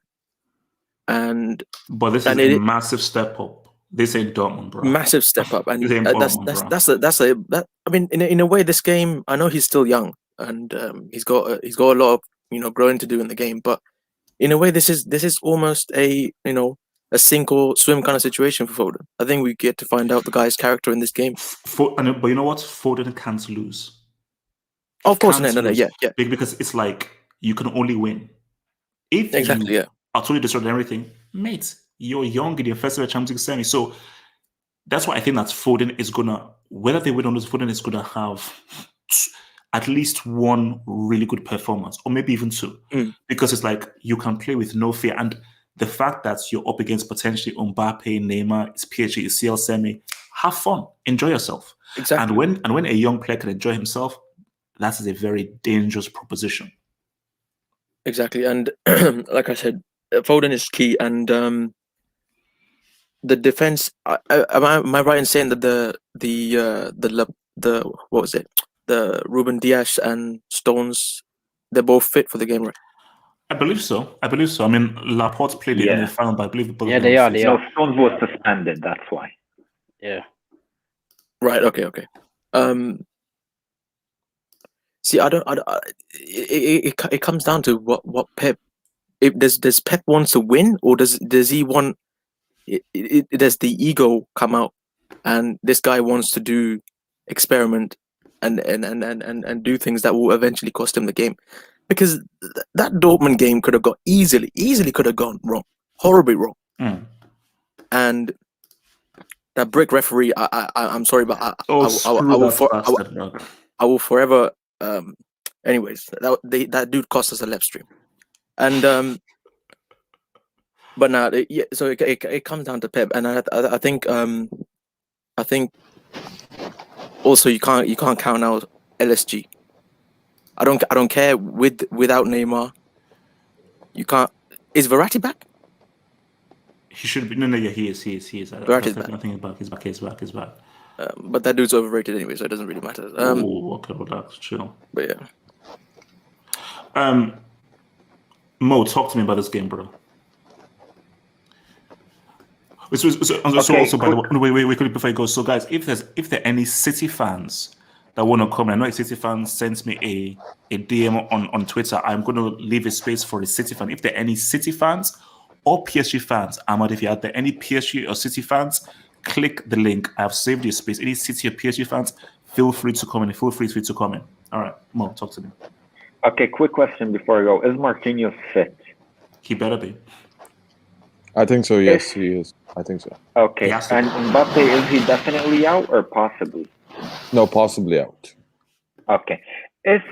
I think it's all about, we always say this, it's about matchups. For example, before the Barca game, I was saying, it doesn't matter that Neymar is out. Mbappe is the crucial guy. For this Man City game, they don't necessarily need him. Like, it would be good if they have Mbappe, but it's not the end of the world to play without him. And I'll get to that in a second. But Marquinhos is essential. I'll get to it in a second. Marquinhos is crucial for me. Marquinhos being fit is more important than Mbappe being fit for this one. The thing is, for Guardiola, we talk about false nine or no false nine. It's kind of like YSK said, even if he doesn't go with the false nine, like Aguero or Jesus, they're not that good. Let's be real. Man City fans, I'm sorry, they're not that good. Oh, no. I think City fans know. Yeah. So, like, Marquinhos and Kimpembe would eat up both Aguero or Jesus. So I still think he should start either one of them, just because at the very least they can occupy a defender. But I don't see them like having a great impact. And for me, as I would go with Jesus probably, and then De Bruyne. I would go with Mahrez rather than Bernardo Silva, and definitely not Sterling. Foden has to start instead of Sterling. If I see the team sheet and Foden isn't in it, I'm done. In terms of PSG, why Mbappe isn't so essential is because Man City's defense, they've been doing good, but I think versus that defense and the way they've been playing, it's not all about the pace that Mbappe brings to the table. I think it's more about the skill that Neymar brings to the table and that Di Maria brings to the table. That's why I feel like if PSG win, it'll be more on the back of Neymar and Di Maria rather than Mbappe. Now, obviously, as I said, it would be good. It would be better if Mbappe is there, but it's not the end of the world if he's not there. Obviously, Marco is crucial. Look, to be honest, I don't see Man City posing much of a threat for PSG. PSG are going to brush Man City aside like they're not even there. So who are you giving the edge to? Oh, PSG, like I said, they're going to brush aside Man City like they're not even there. It's going to be easy. Wow. I don't think it's going to be that simple, bro. I don't think it's going to be that simple. Vilton, talk to me about this game. All right. This is the game. This is the final I actually wanted, but hey, what's better than the final? We get 2 games of this. So this is going to be a very, very key game. If everybody's fit, PSG are going to beat City because it's very, very bad matchup for City. Because it's just, look at this season. All the team that City lost to this season, guess what? One thing they have in common. Counterattack. All of those games that City lost, Spurs 2-0. It was just 2 goals from Harry Kane, I think. I don't remember who. I know Kane scored, but I don't remember who scored the second goal. But both goals were counterattack. Manchester United 2-0, Leeds United 2-1. The only game I'll say that they lost this season where it wasn't really a counterattack fest was the Leicester game when they lost like 5-2. But that was like the beginning of the season. That was just bad defensive matchup for that. They were just bad defensively that day. But I do think if Neymar, Mbappe, Marquinhos, and Navas are on that day, PSG should win this side because it again, for some reason, I don't know. But don't you believe Pep is going to have a plan? He knows how the PSG is going to have a plan. I don't think he does because has Pep ever had a plan for any counterattack teams? Like, has he ever had a plan like that? Look at the way City. He's in a CL semi. True. The game. True. Look at no. I'm looking at his past record. Look at his history. It's Atletico, Barcelona, Tottenham, Liverpool. Like, does he really have an answer to nullify? Especially when you have 2 insane quality players like Neymar and Mbappe. Because if you're gonna nullify Neymar, Mbappe is gonna be free, and you can't really nullify Mbappe just because of his speed. So don't forget about Di Maria as well. And Di Maria too. I'm forgetting about Di Maria. So, and those guys are very good on the ball. So it's a very, very bad matchup for City. Don't get me wrong, City can win this if Pep plays his card right. But my thing is, this whole Farstein thing, yes, it's working, but I don't think you can win a Champions League. This is not Spain 2012. I don't think you can win the Champions League just by playing as a false line. I think you're gonna need. But Pep knows it though. See, Pep, he knows how to coach it. He knows how.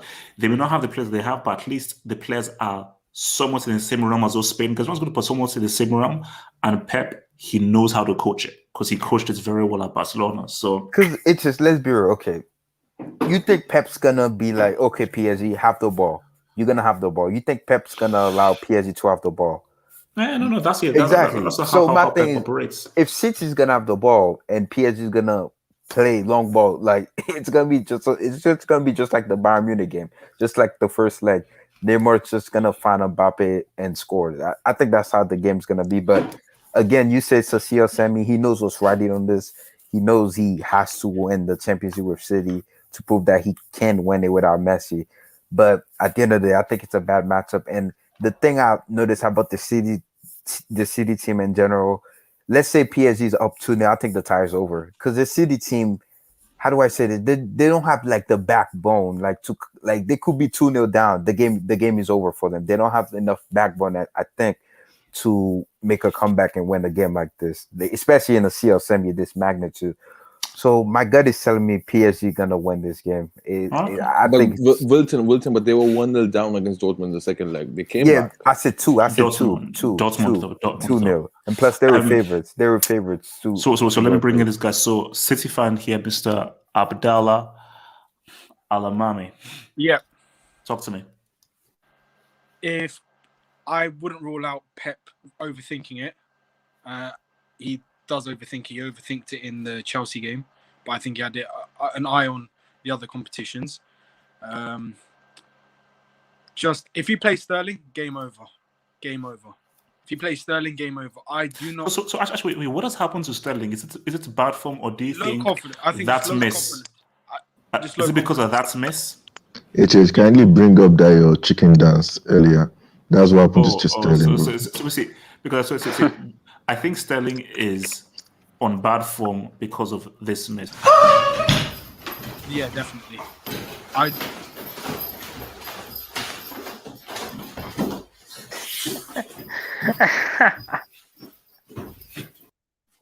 Because if that's how it affected you, how do you think it affected Sterling? Do you know how, because the miss was so bad that I was like, because it's where I thought he was going to miss it 200%. I thought he was going to score. So I had like a freaking out of body experience. So do you think that Sterling miss is reason? Because for me, I believe that City Sterling not on form is a big miss for Man City. It's a huge miss. 100%. He's been. We had he had his best season last season, 20 goals in all competitions, and yet people still stay. Like, I don't want him sold, but he's had one off season, and I don't want people slating him. Everyone's allowed to have one off season, to be honest. But I'm slightly worried as our defense is slightly inexperienced. Okay, Ruben Diaz has been on form, but the way he just got kind of swiped to the all over the place against Haaland, that worries me slightly. He's unexperienced in like the serious big games. So I think the left back position could be exploited, whether you play Cancelo or you play Zinchenko, or if you play Mendy. I think that could be exploited very badly. I don't know what can be exploited of PSG, to be honest, because... So, no, I mean, but do you agree, though, that... Because we've been saying that stylistically, tactically, it's a bad matchup for Man City. Yes, because Poch has experience of beating him in the Champions League. And also, PSG have the speed and the counter-attack. So what do you think Pep needs to do to sort of try and put themselves in a better position to try and actually win this? Like, what do you think he needs to do tactically to radically change their approach? Just don't overthink it. Play your best players. Don't think about any other game, because right now this is our most important game. We can from now until the end of the season, we can think about the Champions League if we get through. And that is a very big if, unfortunately. So, Kyle Walker has to play. I do not want to see Cancelo play. He cannot defend as good as Kyle Walker. So it has to be Ruben Diaz and Stones. And to be honest, I wouldn't rule out playing Laporte at left back. Play Laporte at left back. Yep, he's done it before in the big games. Against Di Maria, that's a problem. That's a problem. Do you want to do that in this kind of game though? He's a left-sided, left-foot-sided centre back who can play left back. Nah. Left-sided centre back and a left back are two very different things. Of course. But I would prefer him at left back because he's more defensively sound than Mendy, Cancelo. Cancelo's an attacking fullback, to be honest, and Zinchenko's not originally a left back. He's a CDM, if not a midfielder. So, who would you want to play? That's not keeping it simple, though. So, I mean, before we get to scoring, what is your general feeling for this first leg? Are you sort of accepting the loss, or do you think Pep is going to come up with something to maybe get a good result, a good first leg result, maybe even an upset in the first leg? I have zero confidence. Right, and I'm a pessimist. I have zero confidence. No reverse psychology whatsoever. I honestly don't. With big reverse psychology. No, I'm not. I don't reverse psychology. I swear. Like I know reverse psychology when I hear it. I'll be honest. I tell you this, from minute one from that Chelsea game in the FA Cup, I knew we would lose. Any counter-attacking manager or has great counter-attacking nous, it's over. It's over. Well, we won't even win the final if we get to the final. A big if.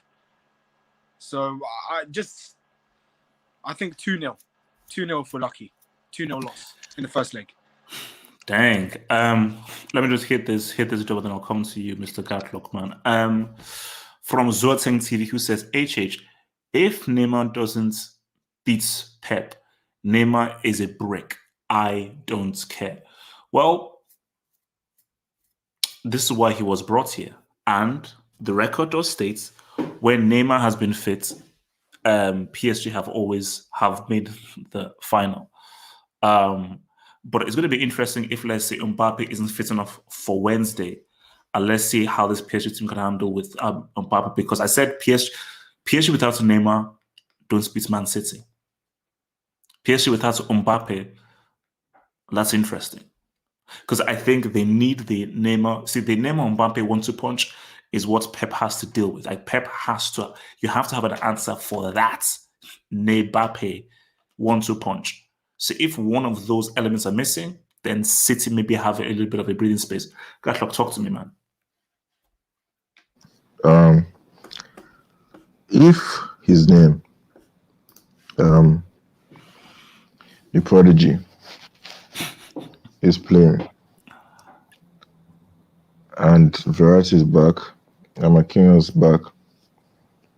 Look, I heard the news that there's a chance he will play on Wednesday. There's a chance. Bro, I'm not looking for chances. I want if yes or no. Is he playing or not? So we have to wait and see. That's the thing. We need to know. Because even if he's has a chance, that means he can be on the bench. Who's at home? PSG. PSG. Okay. So maybe because whenever PSG are away from home, they usually like to look for that away goal, like they did against Barca and Bayern. So it's City are lucky they're not home because, bro. But still, who knows? I have a very bad feeling about this game because you see, a lot of people have resigned the left stream. There's a chance the left stream can come back, HH. No. The left stream only works when he loses a game that he should win. No, HH, you don't understand. Wait. Is he? Are you talking eight? Is Pep the underdog in this game, or is he? Yes. No. He's the underdog. It's evens. I don't know underdog. I don't know about him being an underdog in this game. Look, let's just say it's 50-50. Okay. Well, no, you don't understand. What I mean by the left stream is this could be a beat down. Like, I'm looking lubrication up. That's what I'm saying. There might be a left stream. Let me speak in Africa for you. I don't want it baptized. I am begging you. I'm just saying. I'm worried. I'm worried. Because I know what you're trying to say, and don't go there. Because my thing is that, lose. But Gatlag, I think I know what you're trying to say, and I'm not going to accept you saying that. Because HH, you don't understand. Nah, I won't accept that. Sorry. PSG have the ingredients that City have been losing to all this time. The only difference is they don't have Caucasian Usain Bolt in Werner and Daniel Jeds fighting against them. Okay, they actually have somebody that can finish. Okay, and that's Mbappe, and that is what I'm worried about. And you have Di Maria and Neymar with the skills. Okay, because I don't think PSG has faced an attack like what's their name? Like PSG. I don't know if they play a high line City. We really don't be playing it, like I can't really tell. But still, with the way they played against Chelsea, and this Tottenham game was not that easy. I'm just worried. Oh, look, hopefully it doesn't go that way. But if it does, bro, it's going to be a very. I can just see that Wednesday, this thing now. But see, that's why it won't happen, because I think what you're thinking is has a strong chance of happening, because this is a bad matchup. But I still believe that it's not going to go the way we think. I think it's going to surprise us. Maybe there's going to be a sending off from PSG. PSG will, like, Neymar will just miss like 5 billion chances. I think it's going to be a lot closer than we think. Because I heard dude say that we could have LSG. You see, I think I said this. I don't know if it was yesterday or last week. I don't remember. But I think Marquinhos' goal and Choupo-Moting's goal against Atalanta probably silenced LSG. Because that was a moment. When they got to the semi-final, that was a moment. And the way they dispatched do you want to get clipped? Do you want to get clipped? Do I want to get clipped? What are you talking about, bro? I'm a humility merchant, bro. I'm a humility merchant. Okay, that's why I use code if maybes. I don't say anything definite. Talking absolutes, man. But I'm just saying, bro. I think LSG is gone. Okay, LSG started when they started bottling leads. So nowadays they've been getting the leads and not bottling them. Okay, against Barcelona they didn't. Against Bayern Munich, even though it was a narrow one, they still did it. Okay, they restricted them to one goal, and these are quality opponents. Let's be honest. PSG's route to this semi-final. Let's be honest. Between these two teams, they deserve to be in the final. Their routes. They first had United and Leipzig. Say what you want about both of them. That was a tough group. Everybody looked at that group and was like, "That's a tough group." Then they get Barcelona, then Bayern. They've been tested. They've been tested. Yeah, because the belief is whoever comes from this side probably wins, is based on the routes that they've taken. I don't think so, because I think if Real Madrid gets to the final, anything good. Let's not forget 2016, what Real Madrid did to Atletico. They went through had a tough run. Yeah. They went to go and bottle it, although those ones are Real's bitches, so it was a different situation. Shocking virgins, as you said, yeah. So, well, look, I think PSG should win this game, but it's just this scoreline I'm worried about. If Mbappe plays, okay, if it's only Neymar, I don't see that scoreline happening. But if Mbappe plays, I'm worried. All right, let me bring in Abdullah. Your thoughts, man. Give me all your thoughts on this, bro. God, look, that if they skip that if I don't want it to happen, because I don't want to have a left side every year anymore. I'm tired of it. Let's be honest.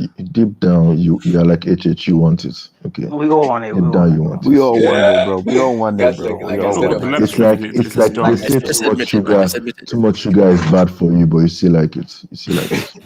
Like I said, see, I spoke to me and Nasa already spoke. I said it. I already respected Pep Guardiola since last year, and I will keep my respect to him till the end of the season. I will say it. I do not want a left zone. Like I said, I do not. Respect. That's why I called him a bold bastard. I respect him, and I will say it again. I've respected Pep Guardiola since last year, and I will do the same thing to the end of the season. So I don't want the left zone. I wouldn't say it's a favorite to win the PSG. It's a 50-50 for me. And I'm not sure how Kylian Mbappe, is it like 70% field or 50%? I'm not sure, because we need to see. It's a thigh injury suspect. I think he came out with an injury. Yeah. The way Man City play against Chelsea and the way they play against Tottenham is getting me worried. Even not being a City fan, I am worried because the chances Timo Werner, Lemolena missing, that chances is missing. If you give that chances to Mbappe, we are seeing a 6-1 or 7-1. I am being serious now. Mbappe will score those chances Lemolena missed against in the FA Cup final, FA Cup semis. Oh my God in heaven. Do not give Mbappe that chances. It's gonna get ugly. I'm being serious now. And I keep telling this thing. Ederson Moraes of Man City and Kylian Navas. I'll put my money on Kylian Navas than Ederson. Because I'm suspecting Ederson. That guy's not a goalkeeper, he's a midfielder. I don't think he's a goalkeeper. I have a suspect in him because I trust Kylian Navas more than Ederson Moraes. That guy doesn't look like a goalkeeper to me. So will I put my money on Ederson Moraes? No. Because I'm not sure about that goalkeeper. So that's what my problem is at the moment. If those chances, if Pep Guardiola wants to be like, I'm this philosophy man, and he wants to die with this. He wants to do this philosophy stuff and everything. It could get ugly. I don't want to come on Wednesday night and start having a long stream on Pep Guardiola. I do not want to do that, please. I don't. Pep better play his game. Just play your game. I don't want to do that. So who has the edge in this first leg? I think I'm going to give it to PSG because of the the individual player they have, like Kylian Mbappe, Neymar, Angel Di Maria. Whether you like it or not, Marco Verratti. Verratti is overrated, bro. In terms of talent, is a very good passer of the ball. Easy. Have some respect. Yes. So for me, they have individual players in which Man City are like. Apart from maybe Riyad Mahrez, Kevin De Bruyne, Phil Foden, those players for me are kind of very good players on their day. Apart from this, I'm not really kind of trust those Man City players in terms of superior player and individual player to come in clutch, other than those three players I've mentioned. So I'm not kind of, as a fans watching it, I will give PSG a hit because of this superior player they have. And I keep saying it again. If those chances Man City are giving Lemo Lena class A to Kylian Mbappe. It's terrible, Timo Abdullahi. Show some respect. If they're giving that guy that needs to be that needs to be put into emergency 911, Lemo Lena. If you give it to Kylian Mbappe, we're gonna have a long day on Wednesday. A very long day. To Kylian Mbappe, oh my Lord in heaven. No. We don't want that. Relax. All right, so wait, let me bring you boy Hassan. Talk to me, Hassan. Yeah, man, this is looking like a good game, man. It's looking like a good game. I don't know how City beat PSG. I don't know how Pep does it. A false it's nine. Football, man. It's football. You just never know. Like, I can't see it, but that's the beauty. Maybe it will just happen. We're like, wait, how did he do it? Because football isn't 1 + 1 = 2. So Pep may just come up with something special. Yeah, he could, but I still think PSG are favorites. PSG. I don't know how City stop Neymar, especially if Neymar balls out. I think they cruise past City. They cruise past City. I'm pretty sure Marco's back is he back for the tie? He better be. Marco. See, this is where Marco needs to prove himself. This is where Marco must if Marco's back, overrated. If Marco's back, City are favorites. So Marco, just stay on the bench, stay on the sidelines. He's overrated, Hassan. He's overrated. I think Di Maria will be key for this tie. Di Maria is a really clutch player, man. I know people don't talk about him a lot. Mbappe and Neymar are the key players, but Di Maria is really key. I think he's huge. He's huge. Yeah, I think PSG will clinch this tie like 3-0. First leg, I'll say 3-0. Excuse me? What? 3-0? Yeah, 3-0 on the counter. To PSG? Yeah. Come on, like. So you think that it's going to be over in the first leg? Bro, what do you expect Pep to do? He's gonna go. PSG gonna park the bus. He's gonna get hit on the counter every time. Surely I think he's gonna have a plan. He can't play the same way when he knows that he's gonna be cooked, baked, and larynxed. He has said that for a whole decade. You've been saying that for a whole decade. Don't you remember 2014 Bayern Munich against Real Madrid in 2014 semi? He did. Look what we did to him in the. Pep Guardiola isn't going to go to Paris and bend over. I'm sorry, that's wild. That's wild. All I'm saying is, if City want to win the CL, sack Pep. There's a Portuguese goat out there if you want him. There's a Portuguese goat out there. I'm not gonna say his name, but he's out there. And he still lives. Okay, but Hassan, very quickly. You want City to get relegated? Come on, bro. Oh, relax. Let's go. So, Christopher, very quickly, your thoughts on Chelsea, Real Madrid? Bro, we need to get Chelsea out of here, man. We need to get Chelsea out immediately. What? Why? What do you mean why? Bro, I need these English teams out of here immediately. Immediately. Madrid need to win this. They need to win this. They don't have a choice. So if Chelsea win, you'll be disappointed? I'll be furious, bro. I'll be furious. Hate so. If Chelsea win, I might not turn up for the hangout. It just will be unbearable, bro. Wait, but Hassan, don't you want Chelsea to beat Real Madrid to take vengeance and revenge for you guys? I don't give a damn. I don't give a vengeance, revenge. I can't let Chelsea touch another CEO, man. Hassan, revenge, And vengeance. HH is for agenda. If Zidane gets You'll hands on never- CEO, Hassan, you'll never walk alone. Hassan, Get out of you'll it, man. never walk alone. We've been walking alone. Get out of it, man. That's If Zidane true, gets actually. hands on You'll another walk CEO, Fergie is done out here. Fergie is finished. Relax, chill out. How can you walk alone in sevens, I'll let bro? Zidane Like, get there are hands on many CEO. people I around don't there. want to talk. So Waske, you are a United fan then? I've connected. You've been caught in 4K. I've connected the dots. I've connected the What do you dots. mean? What do you mean connected the dots? Nat's already snitched. So mute your mic. But yeah, Red, Madrid will what- win, man. Madrid will win. Madrid will win. Okay. 3-0. Red, talk. Red, talk to me, man. What's it called? Which game are we talking about, HH? PSG Man City. First PSG Man City. Okay, PSG Man City. I favor Man City to go through in this tie. PSG have great players, but they're just not a very good team. I saw them get pinned down by Bayern Munich for 2 legs straight for 180 minutes. I saw it was just Navas. I was just seeing Navas highlight reel with cameos from Mbappe and Neymar. So I just feel like City is just a more well-balanced team. The only thing that worries me about City is Pep just experimenting, Pep overthinking it. That's the only thing. Is when Pep overthinks, that's when he tends to miss. So So you're saying if Pep doesn't overthink, they'll be good. Yeah, no. The thing is like I feel like if City just go in and they play their style of football, they can actually do it because like PSG rely heavily on counterattacks, the counter pressing, right? I don't see like I'm not gonna lie to you. I feel like PSG with the past 2 managers they've had, both in Pochettino and Tuchel, have been flops for them. I feel like Emery might be actually the best out of the 3. But like it's not. I'm not trying to hate on PSG because I'm a PSG connoisseur. I watch PSG consistently just for Neymar. But the only thing is about PSG is that like when you see them like they rely heavily just on that that 1-2 punch between Neymar and Mbappe, and then obviously you'll always have Di Maria who comes in and clutch every now and then. But when you look at City, like again, guys, I'm not doing this I don't do reverse psychology. I'm not trying to jinx anybody. I'm calling it like how I see it. I see City as just a well-oiled, balanced machine, a team that Well-oiled. Nice word. Sorry, no pun intended by that. Yes, you did.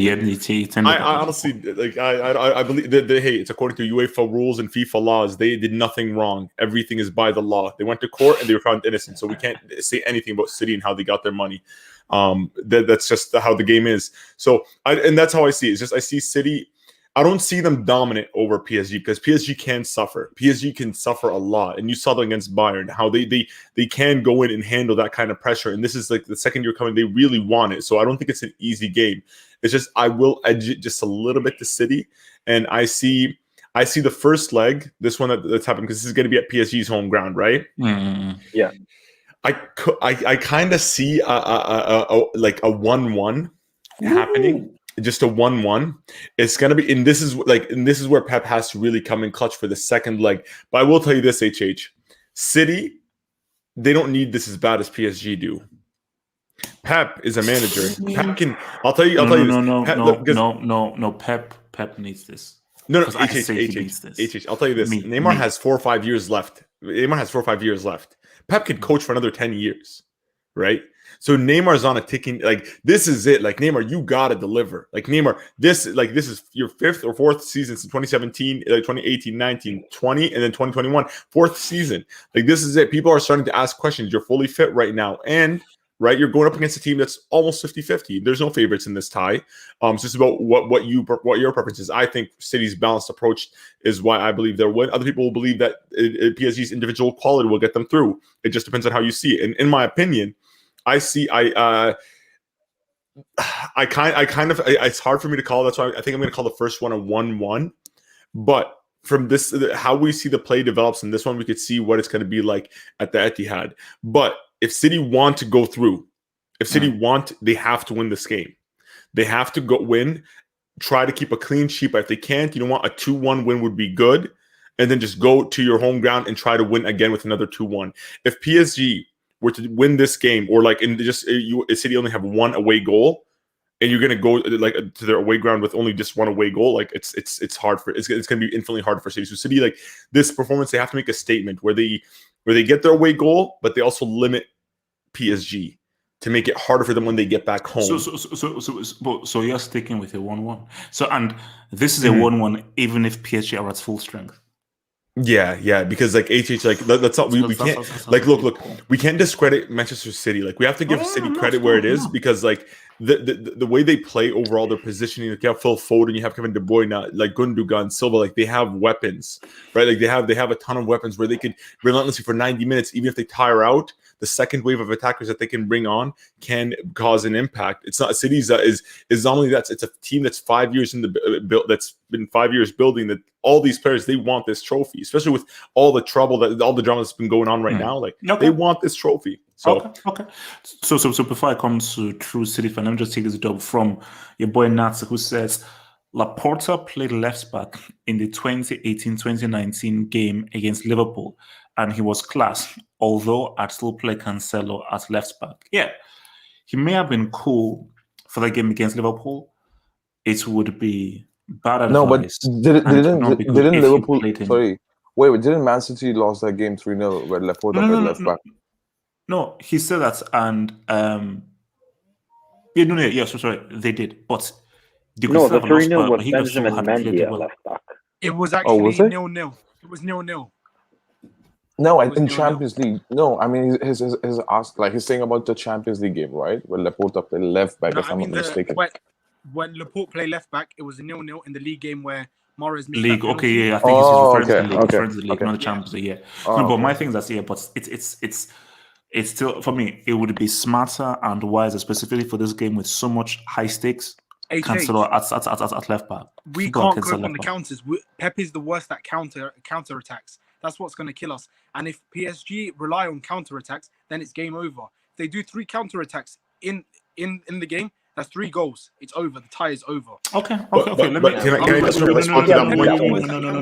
me come to True City fan. So True City fan, like, so where do you stand on this whole thing of what City should do specifically with the left back position and how they should approach the game? Yeah, first of all, one of you guys, your mic is making very funny noises since the beginning. I just wanted to say that. But anyway, thank you for having me, HH. Look, I've been listening to you guys since the stream started, and it's quite fascinating to see that. Look, I get it. They have Mbappe, they have Neymar, they have Di Maria, but you're also forgetting this. So you're telling me, I know PSG is good right now, but you're trying to tell me that even PSG right now have to be thinking about De Bruyne, Bernardo Silva, Gundogan, Foden, and they have to also be thinking about Riyad Mahrez, who's in form. So that we also got our own people they have to think about. So all you've been talking about for the past few minutes is Neymar, Mbappe. What if Neymar and Mbappe don't show up on the day? Like what if they get marked out of the game? City and also what if Neymar has all those misses that he had against Bayern Munich and against Atalanta? Yeah, but I'm just saying, look, I get it. Neymar and Mbappe are scary. But you have to remember that the same Man City, when we were shite, we actually looked after Neymar, and Neymar was money that time, Messi and Suarez. And who was in defense, Mangala and Otamendi. And the same Pep managed to notify them. Yes, Messi scored the 1 goal. We won 3-1 in that game. I was scared for that game. I was sweating. When Messi scored within 5 minutes, I was like, they're going to sacrifice us here. But he managed to change a few things and notify the whole thing. And Pep decided to bring us back, bring the line back, and we marked them out of the game. I'm not saying that that's going to happen, but I'm just saying every time you guys keep saying, oh, there's Neymar, there's Mbappe, there's a difference between Bayern Munich and this City team. Bayern Munich, they need their killers on point. If Lewandowski was in that game, not that donkey they had in front who was putting himself in very funny situations, I'm telling you, Lewandowski would have got few goals. And I think this game is going to be more than what you think. It's not going to be as a crucifixion as most of you guys are saying. You know, in my inbox, some people are saying we're going to get crucified. You have to doubt this, because if Laporte and Diaz play, I think it's going to be Laporte and Diaz, because Stones has started becoming a brick again. His last 4 games, he has been breaking it. We might actually have a chance. So it's not going to be a dominant PSG game. I know my fellow City fan there is saying, oh, we're going to get big goal on counters. Look, Pep has looked at that. We played against Leicester the second leg. First leg, they hit us on counters. They hit us for 5. We were atrocious in defense. Leicester, the other game, he actually nullified the counters. Today, we tried to nullify the counters. Today, we were just missing. The only weakness we have, I'm going to tell you here, is we don't have a number 9. Today's game with Spurs, I heard somebody saying we should be scared because of today's game. The only reason why we should be scared because of today's game is finishing. But if you look at the game today, we crucified Spurs at a point where I felt bad for Spurs, but I was also feeling bad for ourselves. I was like, if only Aguero was back here, back in his days when he was in his prime, we could have crucified Spurs with 7-0 because we actually bossed that game. The Chelsea game, let's be honest, we did put a few people who are not in form. Raheem Sterling. No. It was a very, very different team from Dortmund. Yeah, but let's also give the flowers to Tuchel. Tuchel has been doing masterclasses recently. I know we've been ignoring them, but we also put a team that some of the players were not in form. So that's my take. I don't think PSG, and I say this for Madrid. If you remember, HH, when people were saying that Madrid is going to crucify us, I told you 2-1. This particular game is not going to be as easy as you think. It's just going to not be Neymar and Mbappe fisting on our ass. I agree. So you're telling. So I'm hearing from you that. So am I hearing you're going to get a win in Paris, or you're going to hold them to a draw in Paris? I think regardless, whatever result that comes in at PSG, Man City are going to score. True City fan, I have a question for you, bro. You said you hold counter-attack team. What about when y'all play against Tottenham? Y'all lost 2-0. Y'all lost to Manchester United, and y'all lost to Chelsea. That was counter-attack. Yeah, the time we played that 2-0 against Spurs, that was the time when City was struggling. That's the time when we were 15th or 14th. What about United? United always have our number. I'm going to be honest with you. I'm just going to United somehow. Look, it hurts me so much because that the PE teacher has our number. But easy. Relax. Somehow, Odi has got juju against Pep, and Pep somehow just is weak against United. But I'm telling you this, Vioton.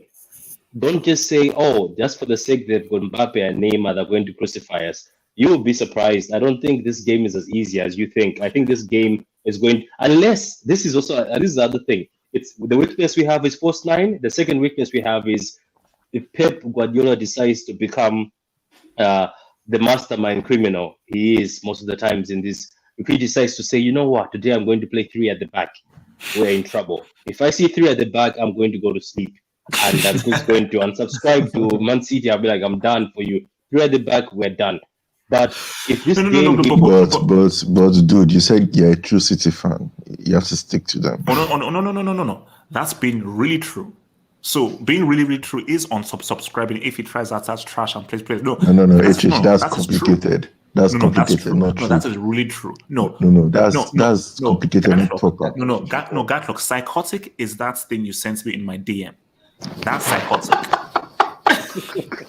That's psychotic. Okay, that's what psychotic. He's true. That is that's when you're a freaking psychopath and you're a moron in the head. We don't need to reveal it to everyone, but True City fan, like I see, guys. This is football, man. This is football, and I think that we are making a massive mistake looking at this purely on face value. We're making a massive mistake thinking that, Mbappe, the speed, Neymar, high line, counter-attack, they did to Bayern, they'll get the chances, they'll put opportunities. Easy job for PSG. I am sure that how we think the game is going to go, it ain't going to go that way. And I've seen it so many times before where we look at a setup and then when the game starts and that referee puts the whistle to his mouth, you're like, wait, why isn't the game going the way that we thought it would go? And this is just and that's just how football works. Like football is a weird one, which is why I am. Pep is going to try something. Which is why, true City fan, that is a lineup I cannot wait to see.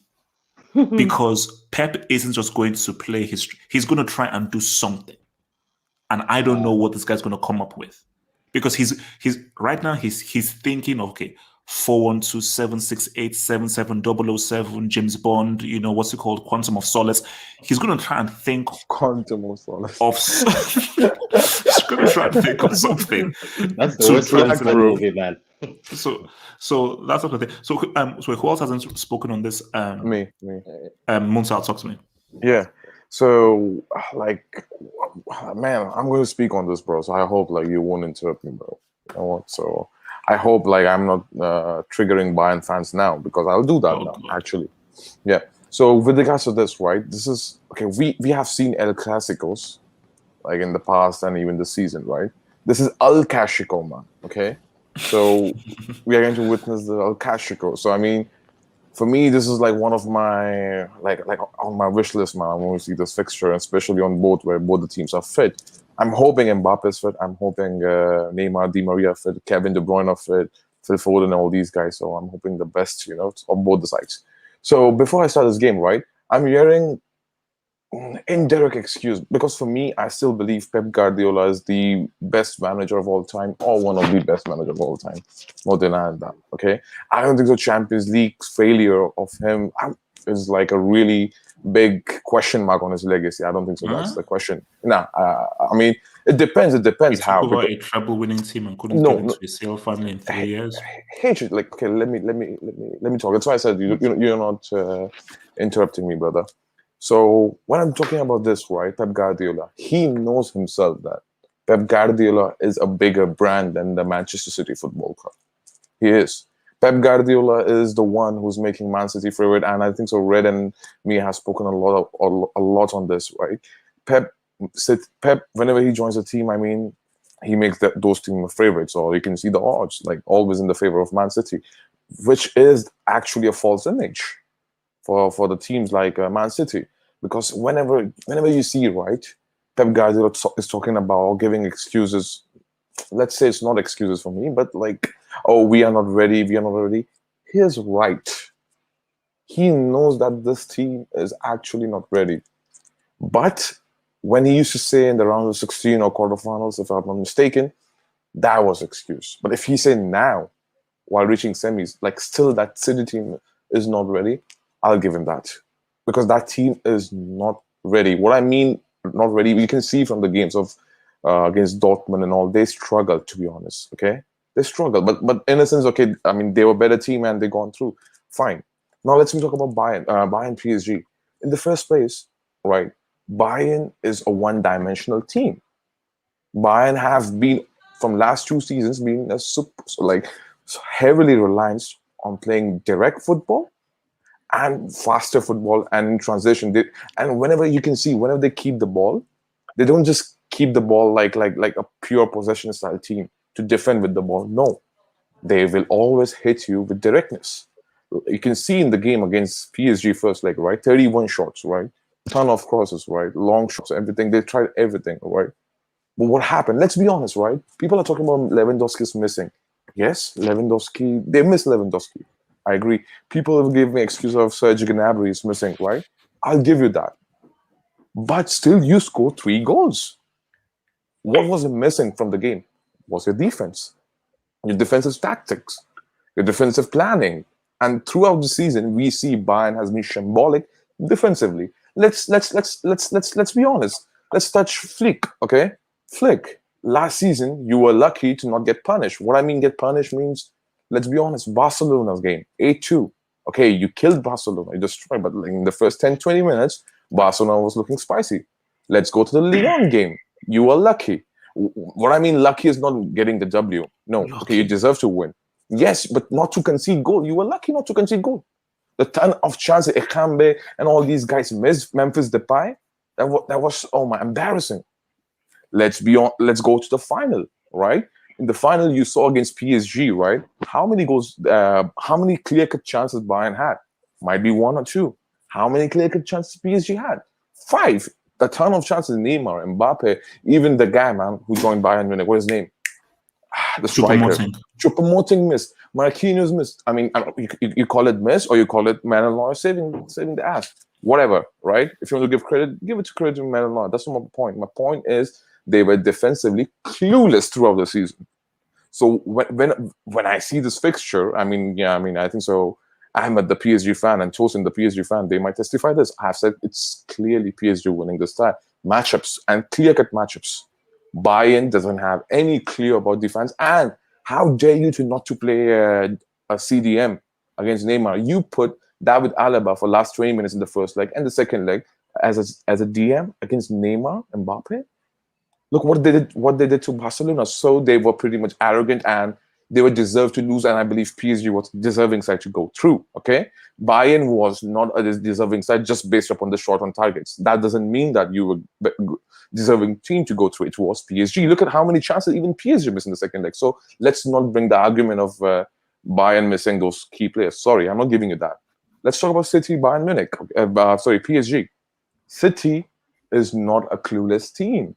Let's be honest. They are with a very good manager. With a very good manager. Exactly. Okay. They know how to defend. Okay. They might not defend the way like other people see or traditional defending. They might keep the ball. They might hold the ball. They might kill the game. They might not allow Neymar to go through. And you know what? The people ask question in this hangout, right? How to stop Neymar? Just go and watch the Napoli game in 17-18 season of the group stage. How Ancelotti pretty much nullified Neymar by putting Alan 24/7 with him.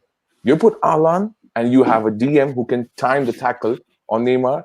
You're at least so who does that job? Say Fernandinho does that job? No. They have Rodri. I think that Rodri is a better option than Fernandinho. Fernandinho will kill the game, man. I mean, Fernandinho will destroy the game for City. So Fernandinho should not sieve the pitch, I believe. Yeah, in my opinion. When you see Rodri, yes, he's not fast. Yes, he's not the agile. But he's still a DM. He knows his positioning, where to be, and how to be, how to position himself. And I believe that Pep is one of the best managers in the world football, or all time, you want to say it. But he have to give us a plan to Neymar. He needs, bro, there are a ton of blueprints how to stop Neymar, how to nullify Neymar. Bro, let's be honest, okay? To stop Mbappe is not that big of a deal. But to stop Neymar is a big of a deal. You put either Bernardo Silva as RCM. So you're to tell me that you believe Rodri can nullify and stop Neymar? No. Rodri will just time the tackle. The guy, I believe, who should be 24/7, man marking Neymar, stay with Neymar. Either it could be Bernardo Silva or Phil Foden. I believe it should be Bernardo Silva because he have that energy. He have that driving force desire to be with Neymar, to be disciplined with Neymar. No, but you need somebody. You need someone. You cannot put KDB. KDB is defensively clueless. Sorry. KDB I think like Gundogan would be better. No, Gundogan is slow as fuck, man. I'm sorry you say that, man. True. Yeah, but Neymar will bully him, bro. You need someone who is fast, who's agile, and who can stay and discipline with Neymar. Just a body. You don't have to get the yellow cards, you know what I mean? Or commit some rash foul. To kill Neymar, you have to be with Neymar. I'm sorry, man. You cannot allow Neymar that much time on the ball as well. So are you for this first leg? Are you making an argument that Guardiola is going to come up with a master plan? Why nullify not? Them? Why not, bro? The problem is, right, as the Red said, bro. The problem is PSG is a team who are based upon individual brilliance. Okay, and I get that Neymar's brilliance individual. I know that Mbappe's goal scoring brilliance is, and even very good on the ball as well, bro. But Di Maria is there. But let's be honest, right? What if? I mean, what do you call? Just go and watch Madrid first leg, right? They were they were not attacking, but they came with a conservative mindset. Okay, you have, what's his name? Riyad Mahrez. You had left winger either Foden or could be what's his name? Gabriel Jesus if it's not playing striker. So they could work as a dummy wing back, in order to nullify PSG's wingers, and they have to do. Bro, City have to give us a work rate in this game, and I believe that this team can give us a work rate. Musa, I want a straight answer. Are you telling me that they're going to get a result in Paris in the first leg? Why, bro? Result could be. It's not just mean winning. That's 2-1 PSG win. Bro, for me, look, I have to be realistic. That's a good first leg result. No, I have to be realistic with over here. Okay, I cannot just simply say, oh, Man City have upper hand. Look, I've said it. PSG have upper hand because their attack is way better. We know the flaws in Man City's defense, but it's not as clear as like Bayern Munich or Barcelona. They have DM. They know how to defend with the ball. They are really real team. So what I see is that, okay, in my opinion, Man City can score goals. The only issue is who will score goals. I don't trust Kevin De Bruyne as a number 9 or false 9.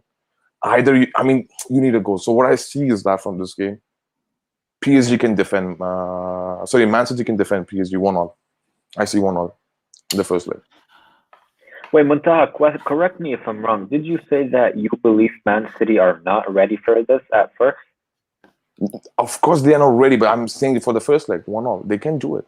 Because P is just But bunch of individuals. why aren't they ready if this core No, they're not. team has been together for 5 years? Yeah, Muntaha, that's nonsense, man. I'll tell you. I'll tell you why they're not ready. You are funded by a country. You have oil, and this is like your 5th year. I don't want to hear that nonsense. No. Bro, in the first place, technically they're not funded by the country. That's BS. Okay, let's be honest. Okay, I know. Shady thing you guys are going to go there. I know what you guys are going to come up with. I know what Red is going to say now. But the point is they're not funded by the state technically. Let's talk about this, right? No. Yeah. And let's talk about how many attackers does they have? How many goals? To be honest, Man City has scored this season. Last season they scored 100 goals in the league. We can't score. We struggle to finish off our chances. That's the issue that's going to be in the game. We struggle to finish off our chances, and that's the issue. We need our front line to be on point. That's going to be the issue. Defensively, we're okay. We just need to finish off our defensively. Yeah, defensively, Man City okay. And to be honest, you don't have to be like peak Maldini, Ramos against PSG. And that's what I'm saying. No, that's what I'm saying. If Pep is smart, right? Okay, forget about overthinking. That's not overthinking what happened in the past. If he's smart, if we lose this, it's on the players. This time, it's on the players. I don't blame Pep. It's on the players. They have enough experience. It's on them this time if they bottle it. It's on them. Not it depends. It depends. Bro, listen. It depends. It depends totally how they lose. So I'm not going to, predict who's going to be blamed for this. No. First, let me see this. Yeah, like if he comes out with John Stones up front, like he's not going to play John Stones up front. But I do not want to see Sterling or Jesus in that front line. I want to see them in that front line. Wait. I want to come around and let's just go around and just give a scoreline. I want everyone just to give a scoreline on this. So Vilton, just for the first leg. So Vilton, first leg scoreline. First leg, I'm gonna go 2-1 PSG. Pep must not win the Champions League. I don't mind Man City winning it. I'm sorry, guys. Your manager is Pep Guardiola, bro. I have an agenda towards him. He must not win the Champions League. All right, Darian. 2-1 PSG. Okay. And obviously Munsah says, I think Munsah, you said like 5-1 Man City. No. I said 1-1. Yeah, 1-1. So he said 5-1. Like PSG, I'm going to get Lara Crofted. Abdallah, talk to me. Scoreline. 1-1. YSK Jackson, that's a very distressing avatar. I don't like to look at myself when I'm addressing myself, so that's quite creepy. So YSK Jackson, that's a lie. You have too much. You have too big of an ego. Anyways, don't pretend like you don't. Just give me a damn scoreline, man. Weirdo. 3-1 PSG.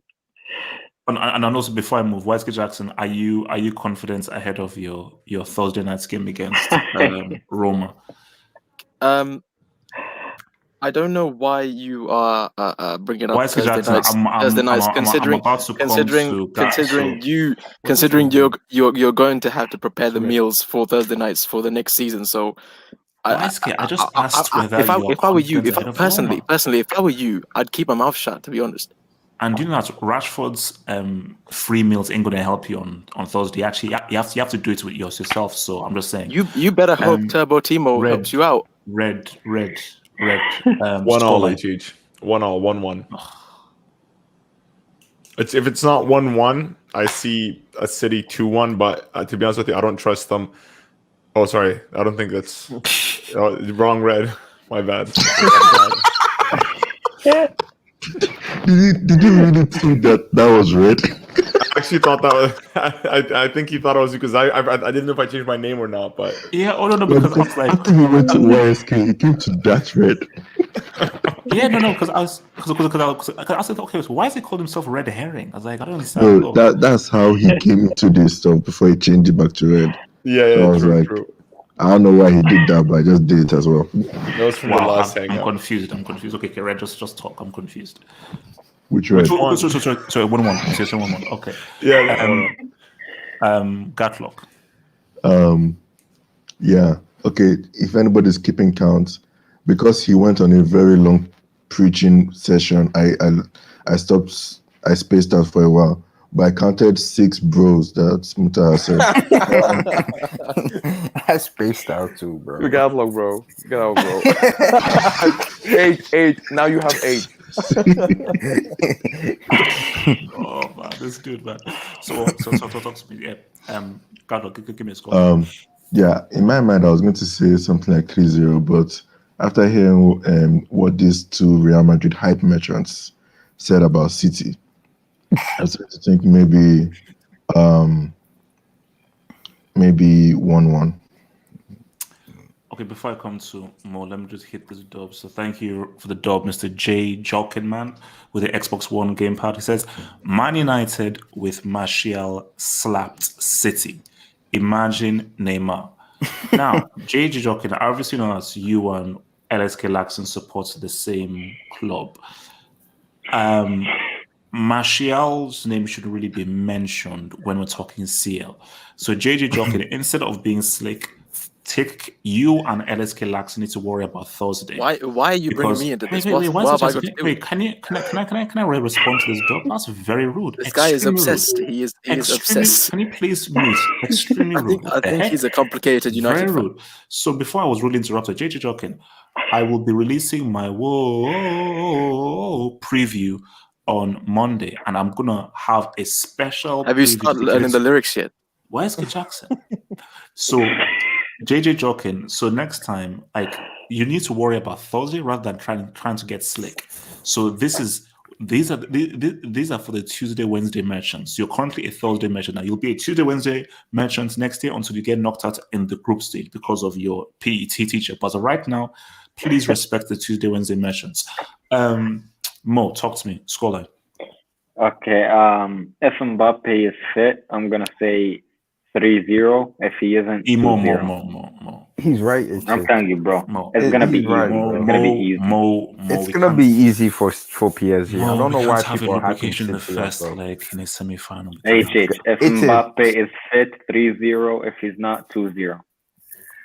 Lubrication and coming. Let Schumann come in. We can let Schumann Can I come to and True City fan, talk to me. Scoreline. How do you, because I think you feel confident in Man City and a Pep masterclass. What do you say in True City fan? First of all, I'd like to say I don't understand why that shameless United fan is here. You donkeys are playing on Thursday. Maybe stick to Thursday. I don't even know you're streaming this late. You better be here. You better be here. You better be here. But anyway, okay. This is what I'm going to tell you. No, quickly, True City fan. I just want to know that YSK Jackson, the guy there, he's also a Man United fan as well. So any abuse directed towards him. So continue. By the way, YSK, I love your picture. There is. We need to investigate HH for the obsession over. True City fan, can you keep talking while I mute this clown? Thank you. Okay, so you know what? I'm going to be the only one confident as I was with the Real Madrid. We're going to go to PSG and we're going to beat them 2-1. True City fan, is this with a full strength PSG? Yes, we're going to win. We're going to go to PSG and we're going to win 2-1.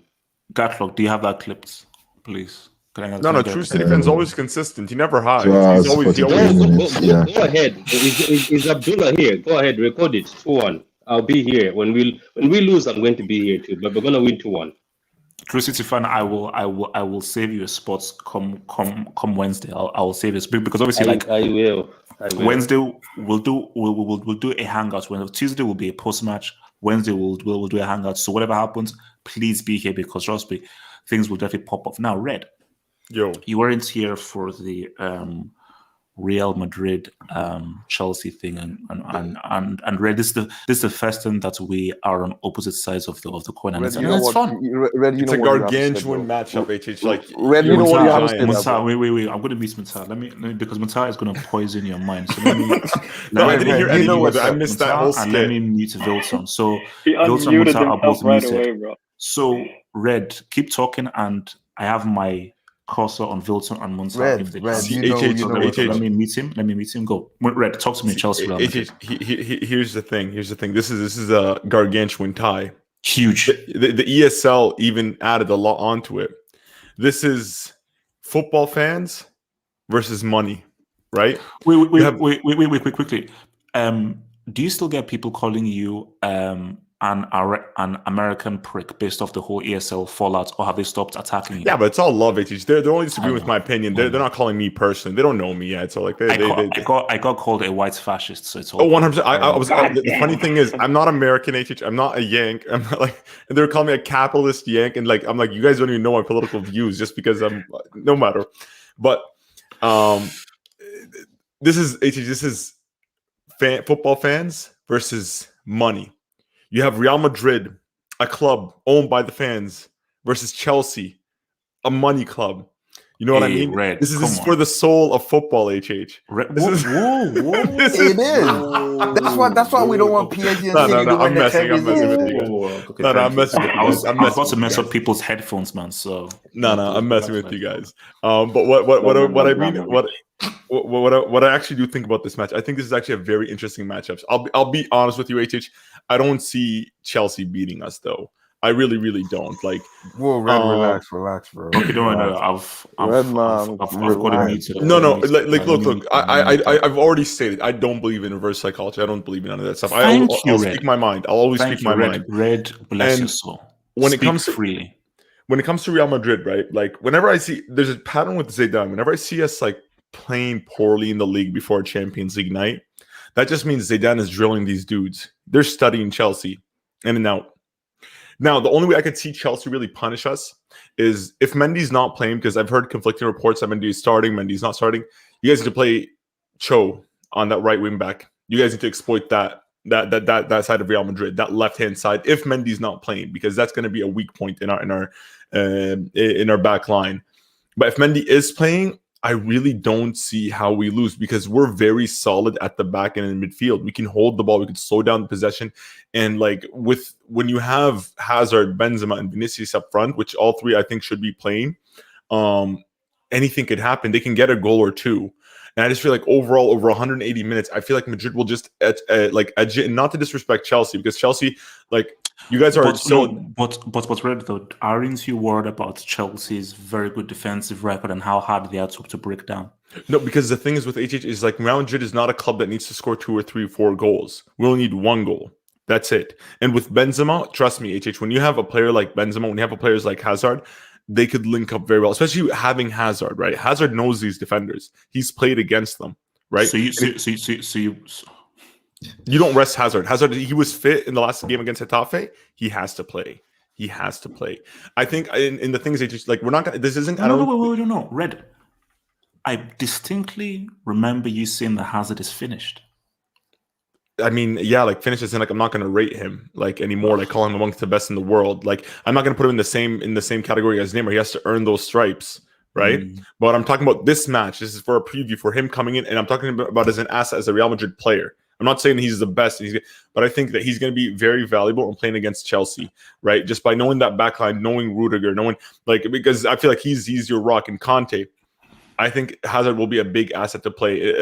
And the thing is with HH, like with Chelsea's defense, they haven't faced an attack like Real Madrid, because when you see Real Madrid's attack, we rotate positions. Like Benzema will be on the right, on the left, down central. Hazard will drop deep. They will be everywhere. Like you don't really pick them up. It's a lot of their attacks are improvised, and it's mostly based off of chemistry. Like we have our core at the back where you have Militao, Nacho, Casemiro. These guys won't move, but every piece around them rotates. Every piece around them. Even Mendy will end up as a right back at moments in time during a match for Real Madrid. And when it comes to defending players, that's why you see a lot of big teams Like we'll drop points against the lower sides because they'll put 11 men behind the ball, and we can't just break them down because we don't have that attacking quality to really break down those teams.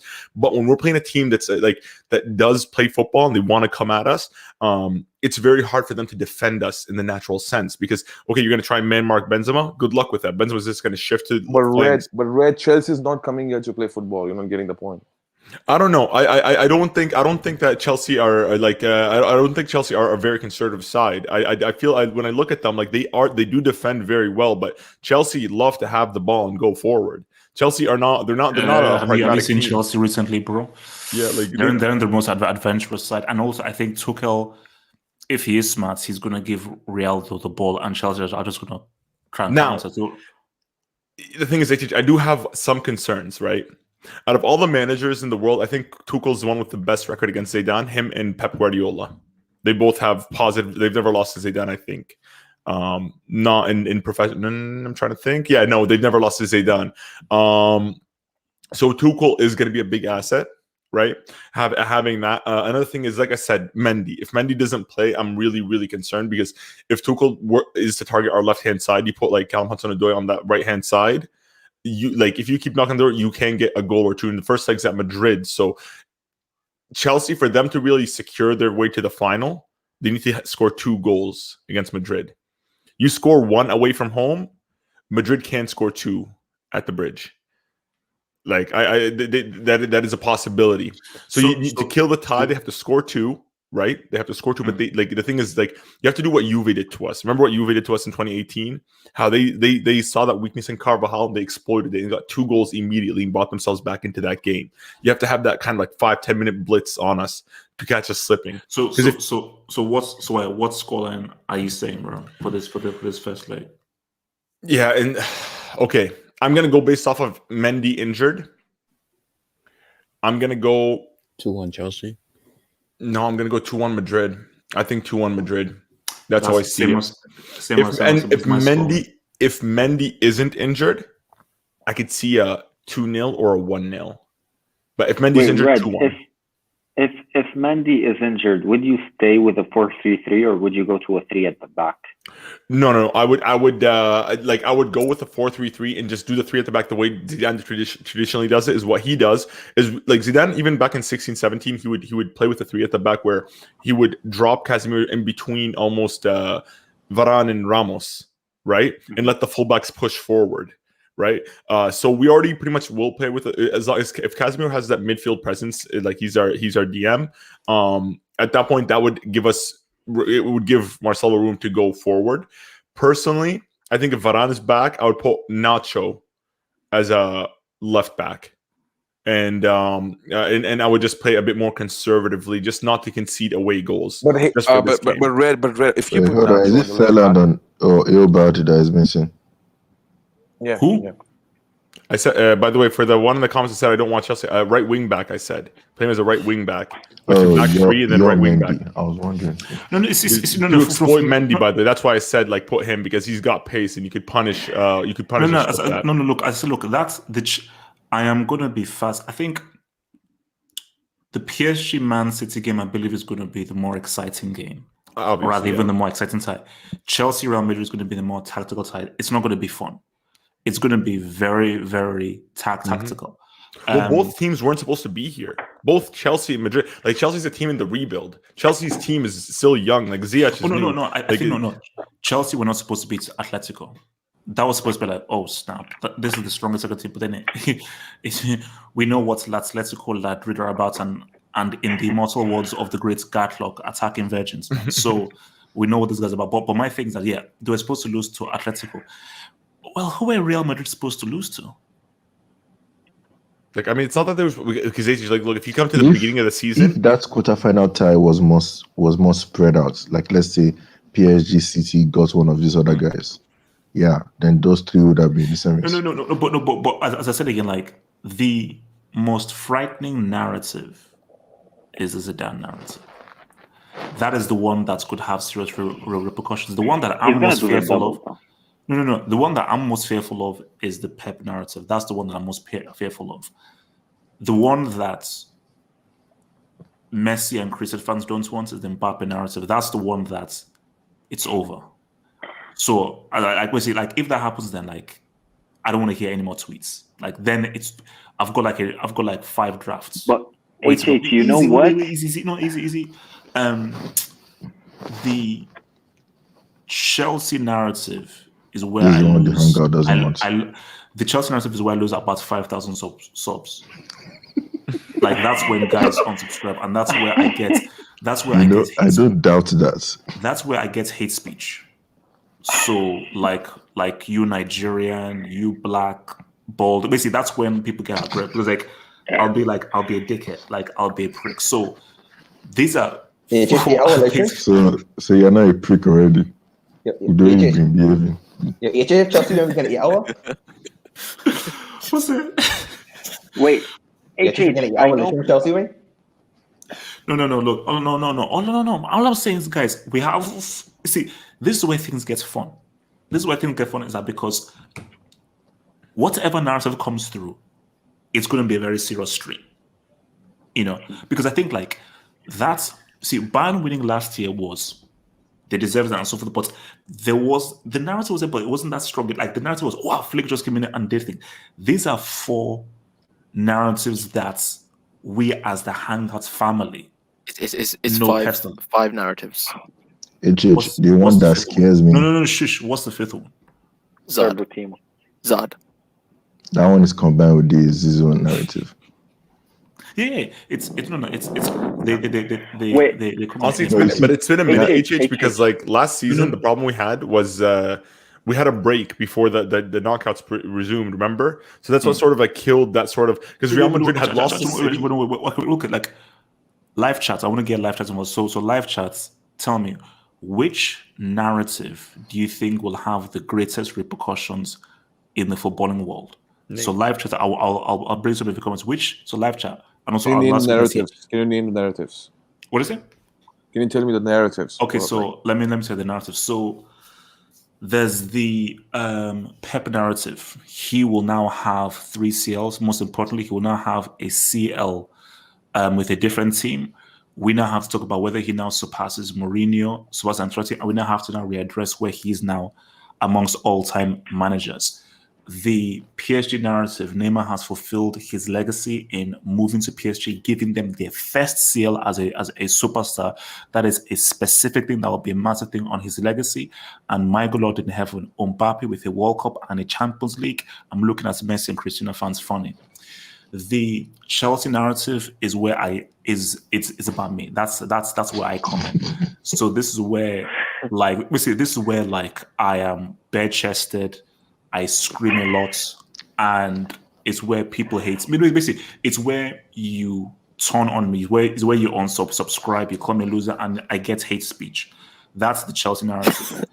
Then the Zidane narrative is where we need to pause and talk about who we are as human beings. And that's where wait, what's the name of the UN? Who's the UN general now? The security general? Because I know it's not bank. Okay, whoever the UN guy is, that's where we need to call him and just say, okay, UN, football is in a state of weirdness, because if you allow my bald friend to get a 4th CL, that's Fergie, Pep, Mourinho, all the managers, we are having an extremely difficult stream. Because see, that's so let me start. Bro, just read the Shane Stewart comment, bro. No. It's funny. No. The narrative that is going to cause the biggest ripple effects on the footballing world is the Zidane narrative. That is the one that's going to have the greatest effect. But you see, the one that frightens me, the kind of hurting me is the Zidane one. But the one that scares me is the Chelsea one, because, bro, I'm just going to exit stream now. I'm not going to enjoy that stream. Because, bro, guys, you don't understand. We had a 40-minute documentary when Hazard scored 2 goals for Chelsea or something stupid like that. Carlo, the amount of receipts that I'll have coming my way. if Chelsea touches that seal, bro, Wyatt can Gatlock, your career is finished, man. If Chelsea wins Champions League, I'm going to self-exile from YouTube. your career is Guys, no, guys. As I say, I released a feature-length film because of the flipping Europa League. If you give me this, that's destiny. Would not be Mount's destiny. Basically, if that happens, guys, basically Spielberg, Denzel, DiCaprio, basically we're going for the Oscars. Like basically, it's like like Lawrence of basically it's a Lord of the Rings special edition. It's special edition. Basically, it's like 4 hours. Like basically, no, guys. The Mount narrative. You think as long as you apologize to Mount HH, we're good. But the English media will never end it for Mount. So what's now? If Mount hits the winner, well, HH, there's the counter narrative as well. But HH, there's a counter narrative as well. World Cup and Champions League with Leicester. I told you, there are too many narratives. See, this is where it gets fun because I'm a narrative merchant. Because my thing is that once you get to the dub, there has to be a cause and effect. There has to be an effect. But guys, I don't care what anyone says. Don't let Zidane get this Champions League. Wait, Haitian, you know what's funny? That's Muntaha. I don't care what you say. Don't let Zidane get. I am begging you. If you let this man win 4 CLs, we are screwed. HH, Modric and Cruz will have 5 CLs. Cruz will have a World Cup with 5 CLs. And with 2 different teams. If he does it and without Cristiano, nah. And Ronaldo left this club to be guys, no, but guys, the Mbappe narrative, bro. Oh, that's what I wanted to say. They're too good. These answers are too good. Why? One more. Talk to me. The Mbappe narrative. I know why the whole thing with the Messi and Cristiano fanboys, but Mbappe fanboys and Haaland fanboys are starting to piss me off, man. Like they're becoming like Cristiano and Messi fanboys. Like you always see those romantic videos of Haaland walking or something. Let him win a Champions League first. Come on. Wait, what did you say? What did you say? Romantic videos of what? Fanboys. Yeah, like they just post a video of like Haaland walking, and then they have like this romantic music in the background or something like they used to do with Messi and Cristiano. Like, come on, leave it alone, man. Bro. You know what's funny? You know what's funny? The only club who's scared if City or Chelsea wins now. No. It's United, bro. It's United, bro. United cannot allow Chelsea and City to win, go ahead and try and mute. You can't mute me, bro.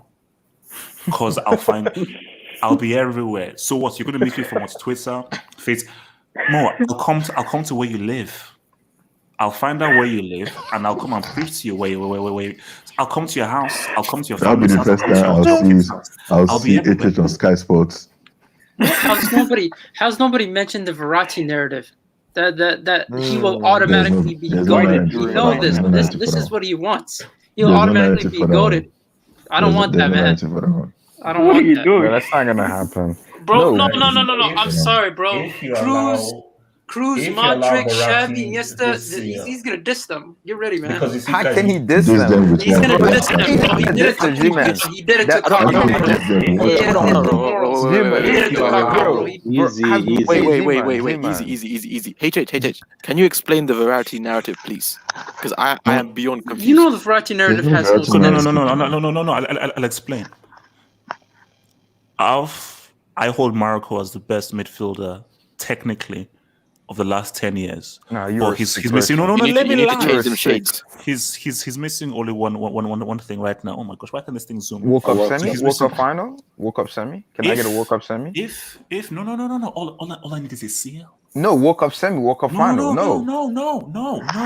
Because always moving the skill wise, goalpost, he's already amazing.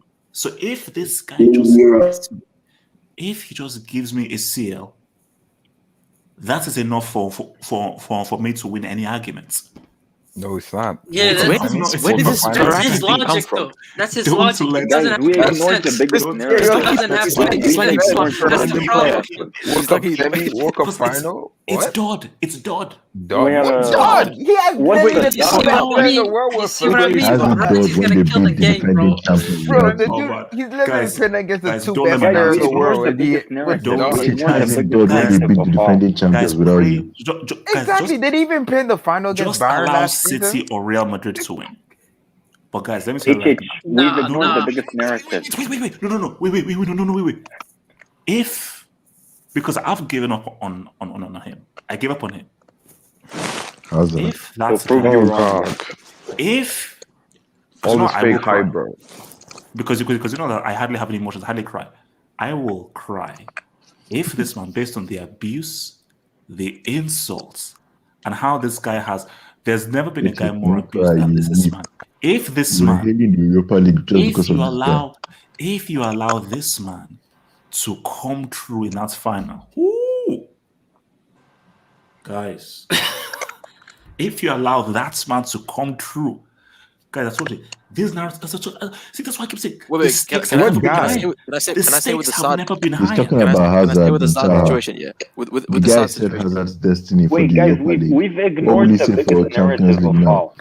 Zad's resurrection or something. Wait, We've Mo, ignored the what's biggest narrative of all. What? The Super Which League is narrative. If Real win this thing and Seferin has to face the moment where he has to shake Perez's hand and give him a trophy, are you kidding me? Nah, you see, Nah, he's not showing up, bro. He's sending his this is going to assistant be if the that first player. happens. This is going to be the first player that's not going to the He's UEFA sending his Madrid. assistant. So Shane Schubert, he says over or under for terrible decisions against Real Madrid. 1.5. Whoa. Preach. Wait, how many terrible decisions go against Real Madrid? Gone. I mean, I you was saw La actually Liga, gonna. by the way. Juventus Real Madrid. That's Bomber's penalty that they gave. It That was a was a penalty. penalty, It just bro. You know it was a That was The a penalty. Vidal that sending was a off. penalty. That was a The penalty. Vidal sending off Okay, that one was against bullshit. against But Bayern. still, He That played the was ref, yeah. man. That was Munta, how much did you weigh? Wait, How much did you pay the ref? no. Wait, How much did you pay the Wait, ref? Was it like 200, bro, 300, that was Michael Oliver, bro. Michael Oliver is one of the best referees Munta, in how England. much? Wilton, Munta, bro, that was a what's going penalty, on? bro. Wilton. I know, Wait, but how man. much did you pay the ref? Was it like, Okay, was it like 3,000, 4,000? Here, they're returning. I'm answering you. I'm answering you. Hey, Okay, yeah, how remember- much? Munta, how much? Yeah. Yeah. I'm answering you. Remember the first leg Vidal got the penalty unfairly? That's what we I paid. want a price. but I asked how come on, much. he didn't What was the convert Yeah, it. that's the price. And he missed it. Unfairly, he got it, huh? And the offside No, goal that was a line was bullshit also penalty. That Muller. was a bullshit penalty. Remember? Bro, that was a penalty, So Gablo. does Even that say? ESPN No, pundit wait a say it minute. was a No, it was a penalty. bullshit penalty. Wait, No, let's- not the Juventus one. I'm talking about the Bayern one, the one where Cavall's hand was literally on his side. That was stupid. Does that Oh, I CL thought you were count? talking about the Juve one. You see, No, the Juve one, that was a penalty. one of those That's Real what Madrid got hit CL, from I'm sure it wasn't clean. It wasn't That man, clean. I don't What? know. I don't It know, wasn't man. clean. I don't know. Wait, by the way, I don't know, man. Because so you have when to is win the them CL clean. clean? You have to win them clean. Which one The the many clean? the many big clubs under trouble. 2012 by was the way. clean. No. You see, Chelsea are going to do this 2012 was for Madrid. football. You see, So it wasn't clean.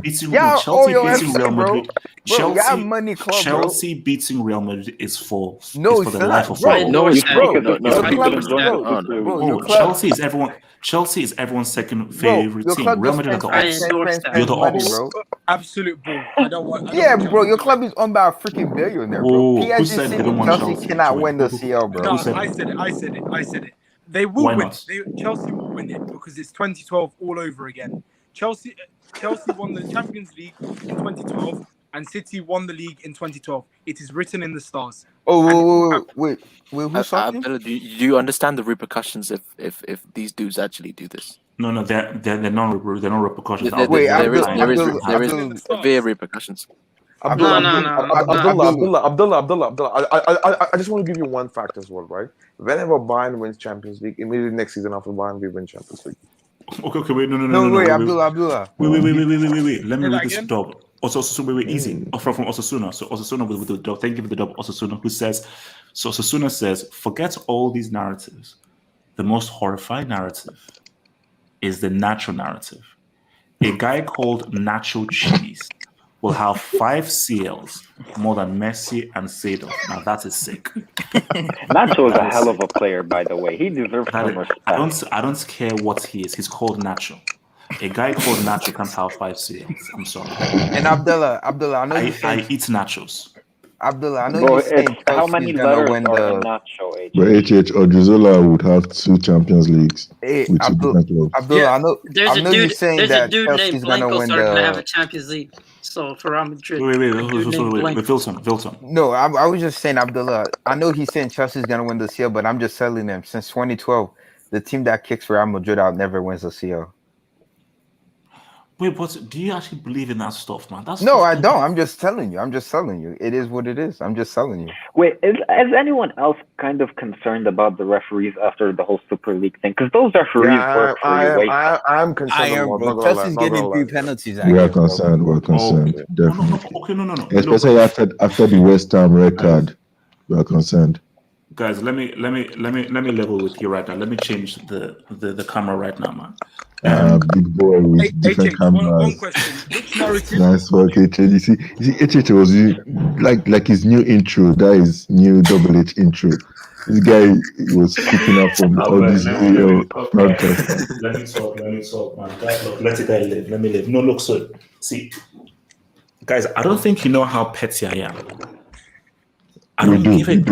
We do.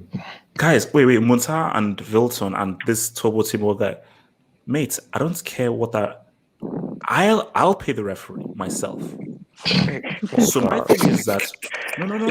Do you have money?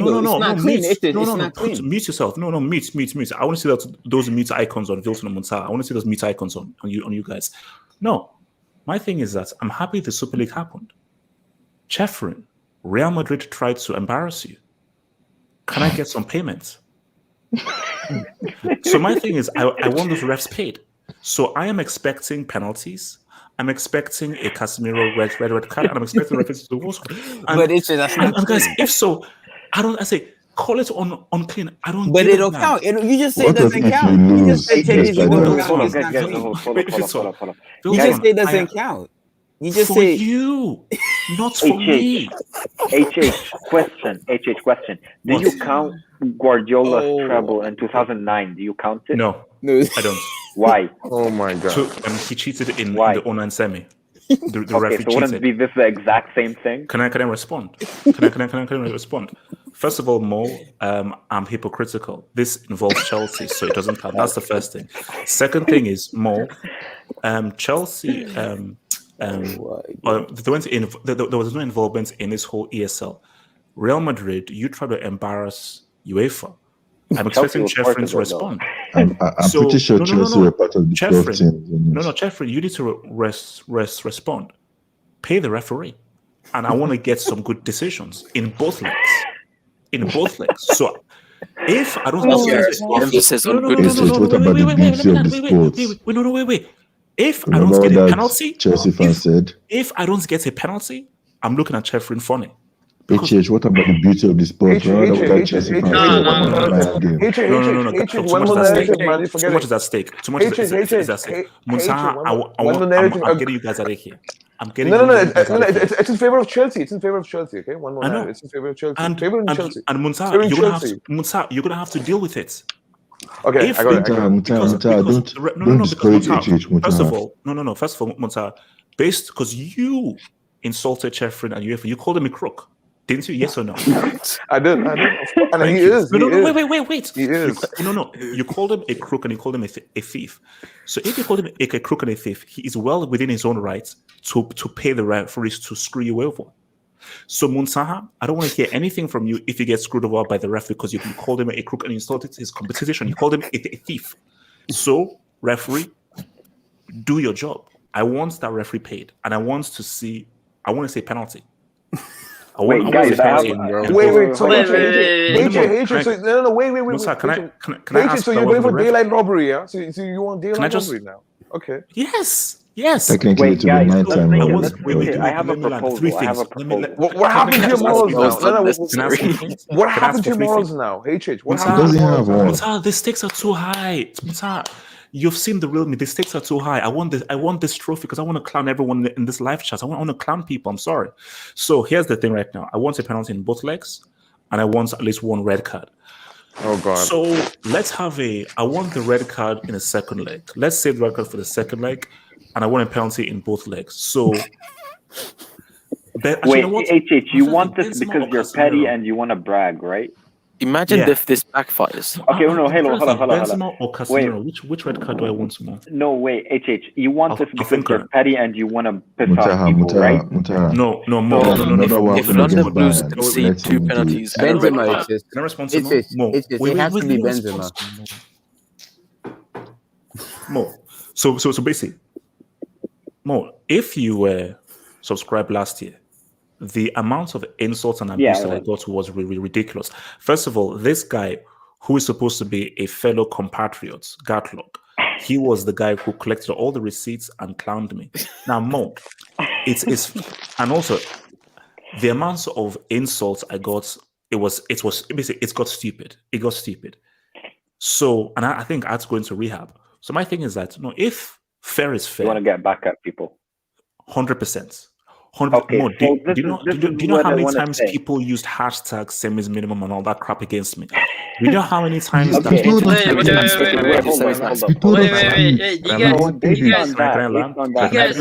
can I finish? Oh no! Can I finish? No. You wanted the hashtag semis. You told us to spread it around. The amount of wait, times guys, let me respond to him. Wait. Let him land. The amount of stuff that this stuff was brought up again and again just to clown me. It is only fair. It is the only fair is Chelsea to win this trophy. That's fair. Because even by cheating? Yes. No. Okay, wait, hold on. Listen, just a sec, Zeman. Because my balance doesn't.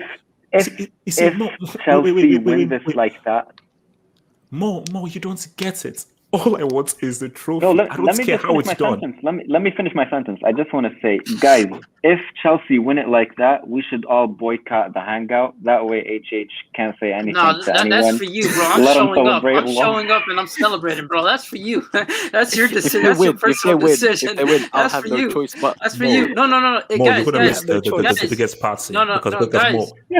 Guys, don't forget this guy went to the UEFA building and he tried to bribe them and then afterwards blackmailed them and they kicked them out. And this team lost to Bayern Munich, got spanked by Bayern Munich. This guy has no shame, bro. This guy has no shame. No. But again, but seriously speaking, though, let's all jokes apart, I don't care how Chelsea win this. If people think I'm that sad to think, oh no, oh man, we didn't win it cleanly and so forth, then I don't think you know me. No. Other teams, I'll clown if they win it cleanly. Wait. Oh, please feel free to say, "Oh, Chelsea, real good." No. Because all I want is for Chelsea to win, and my God in heaven, that stream, my God in heaven. Those bricks. No. Had to one be job. honest with you, the ends justify the means. The ends justify the means, man. I want you to win. I want Chelsea to win. Let's do it. Oh, you didn't win it cleanly. Man, get the heck out of here, man. Two narratives. The Pep narrative or the Zidane narrative? You have to give up one. Which one? Pep. He'd give up Pep in a heartbeat. Well, that means Zidane doesn't win, right? Zidane doesn't win. It's The Pep narrative, that affects me because that affects more Mourinho. The Zidane narrative, we're all screwed, but we are all screwed in unison. Pep narrative is it's coming for me. That is against me. So that's the one that has to stop. The only footballing narrative just so you know, if the Chelsea narrative happens, this is happening. HH, you still haven't answered my question.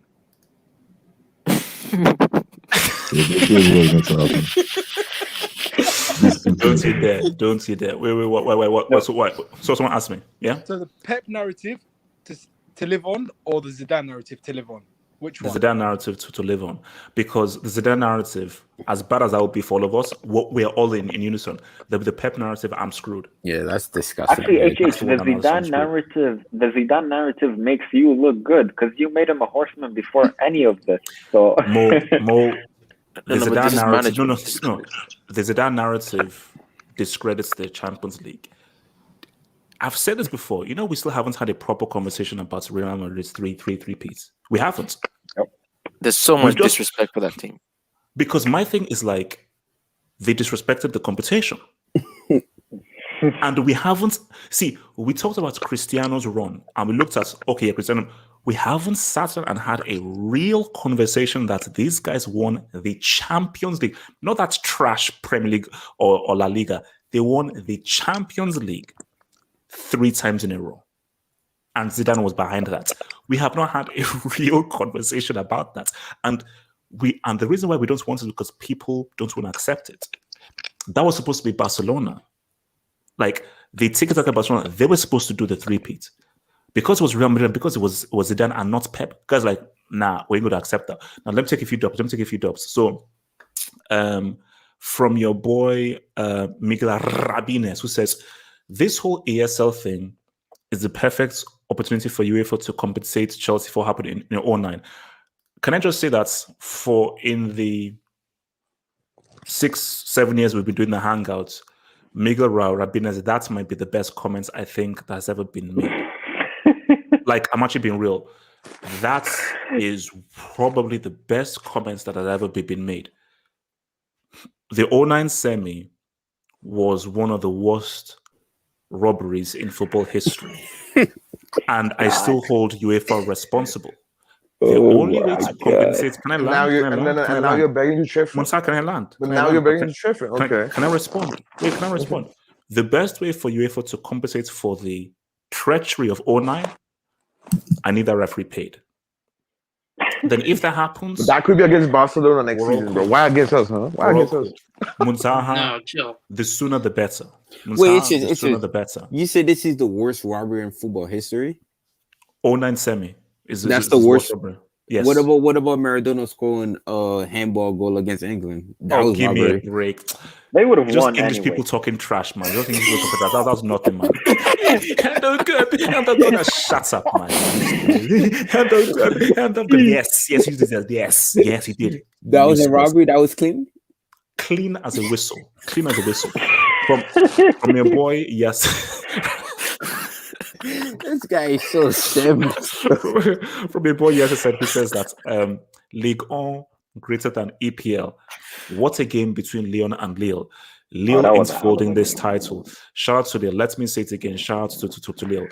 If Lille, shout out to Jonathan David, bro, repping Canada, man. Yeah. Look, you guys are having an interesting team, man. See, if Lille win this, put it this way: if PSG don't win the Champions League and Lille end up winning Uber Eats, I think you sack Pochettino. I would. But if Lille managed to win the Uber Eats, regardless, that is an amazing achievement. Absolutely, for ahead of PSG, that would be a phenomenal achievement. But and without someone like Mbappe, Falcao, those guys. No. It will be absolutely incredible. But so, guys, look, man. I think, guys, we've talked and so forth. I mean, guys, man, I'm so excited. Like, I'm genuinely Hatred, can I ask you honest? Like, come on, man, you have to be honest, okay? Yeah, well, sure, yes. Okay, I sure you'll be honest, bro. Because 100%. before I ask you this question, bro, hand on heart. Okay, what do you think between Madrid and Chelsea is going to be the scoreline? Be honest on objective, bro. Please, I know. You said 2-1. Okay, first leg or second leg? Both the games. First leg, I'm still stick with 2-1. Second leg, be honest, bro. Come on, man. If you're not being objective, what's the point? No. I mean,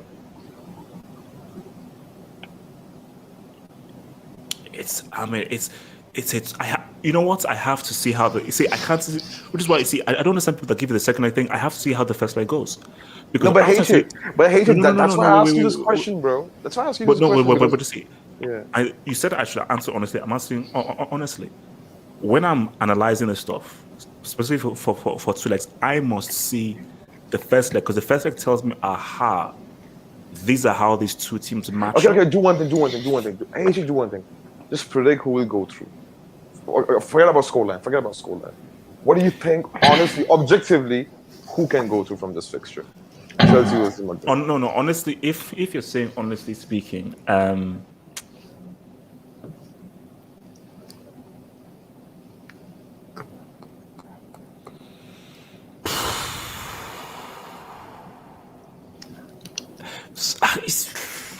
Madrid or favorite?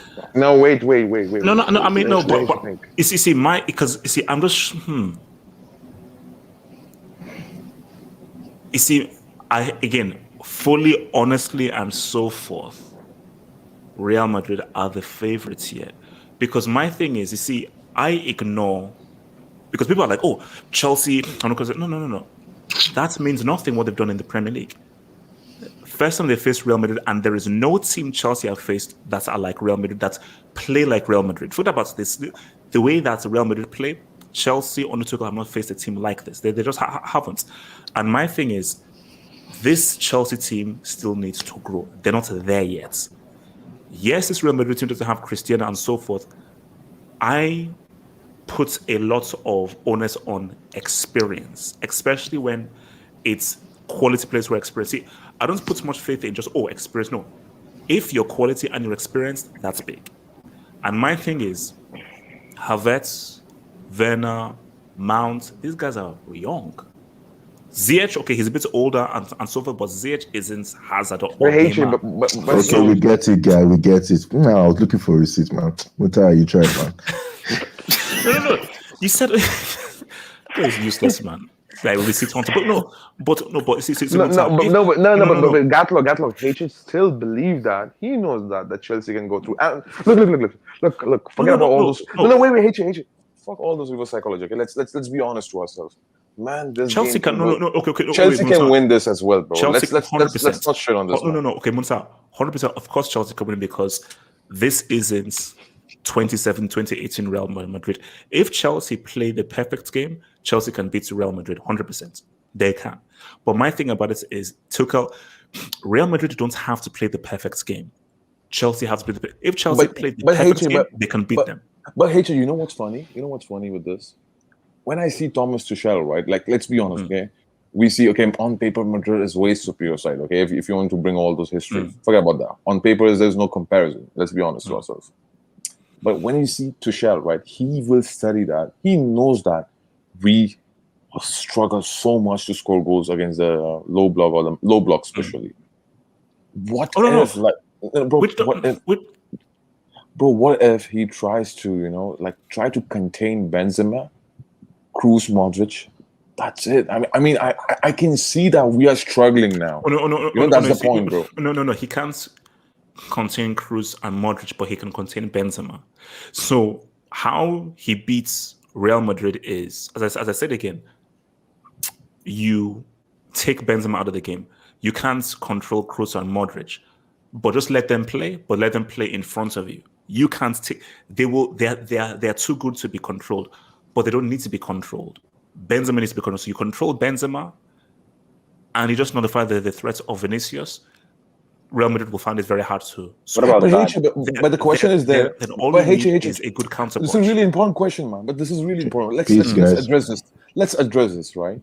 Yes, okay, we know how Chelsea will defend. Okay, we know what you want from Thomas Tuchel and what he might do as well. Okay, but still, the point is, right? If you play like that for 90 minutes, how you're going to attack? That's my question, and it's not. I'm worried about that. I want to just know what will the Chelsea's plan. You know what, like, because you have watching Chelsea from week in week out. I don't watch Chelsea week in week out, right? So the point is how they will attack. Like my thing is, will this time Mount Ziyech? Because bro, Ziyech was so good against us. When Ajax beat us 4-1. If you remember. No. See, look, the game is going to be possession, Real Madrid, Chelsea countering. Real Madrid will have the possession, they will control the game and look to try to break down Chelsea. But Chelsea will. But when I watch, okay, I know this is a different game, but when I watch Chelsea versus City, the FA Cup final, right, semi-final, right, bro, Chelsea was trying to control the ball. Chelsea was trying to dictate the game as well. Chelsea was trying to build at the back. But after 17 minutes, once they got the goal, they sat back. But yeah, you forget a very key point. City played Dortmund prior, so they made a lot of changes. So that was a very clearly changed City team from what they used to, because he had to make changes because they played Dortmund very recently. So that wasn't City that we knew. I don't think Foden played. I don't think Gundogan played. A lot of guys did not start that. Foden played. Foden came in second half. Gundogan played. Gundogan came He didn't start. Foden stayed, but he Yeah. didn't start. So my thing is that it's the Chelsea can't hold possession against Modric and Kroos. That's insane. You can't. They are superior. But again, they don't have to. So whether you like it or not, Real Madrid have to hold possession because that midfield is far, far superior to Chelsea. I just said something now because they asked Tuchel about the Madrid match. He said something and a little bit as a fan, I'm not sure. Can he do it against Toni Kroos, Casemiro, and Mod? He said he's gonna counter press aggressively against Madrid. That I'm worried. He wants to counter press aggressively without giving them a chance. I am worried as a fan. Thomas Tuchel said that they asked him against Madrid. He said, I already told my players to counter press against Toni Kroos, basically, whatever Tuchel says. Oh my God! Whatever Tuchel says, we don't know what's, because he could be bluffing. Zidane before the Liverpool second leg, he said before the second leg, he was like, "Oh, we want to score, we want to win the game," and then you clearly played for a 0-0. So he can say anything. It's mind games, and you always want to just put out fillers here, so because then you see whether your opposition is going to bite it. Pep is great at that. So why is Serious question. Do you so you see Chelsea playing a counter-attacking game, right? They have to. No. You see, why? I don't know what he's going to do. I'm saying what they have to do. Yeah. So, if you were making that lineup, and this is no joke. This is I'm not trying to be comedic. Do you start Timo Werner? You have to. Yes, I was starting No, because the reason why you have to start Werner is, I think I said this before. He's trash. He's crap, but he's fast. So what you're hoping is that he's going to mess up 3 billion times. He just needs to get it right once. You see, that is the difference between the defender and the attacker. If the defender messes up once, he's screwed. The defender has to get it right 3 billion times. You know what the play I'm working for? But if the defender messes once, an attacker can mess up 3 billion times. He's just going to get it right once. So for Werner, he's fast. And against how Real Madrid play, because they're so open, you need speed. Werner is fast. We know that, but to play a counter-attacking game against Real Madrid like that, you need your front men to play good, a high level of counter pressing, and I've yet to see Timo Werner play that level of pressing towards the defense. But why, SK? The thing is that speed is too good to pass up, especially when you're going to come under intense pressure against a team that is far superior to you. So this is a very experienced side. This Real Madrid side. But they know how to get the job done. But my thing is that if you see, the issue you now have is that they are so used to playing with Werner and so forth. If you now go with what they should be doing before is you bench this dude and you have either a Giroud, you just have like a striker there, then at least, but then you're not coming there used to that lineup.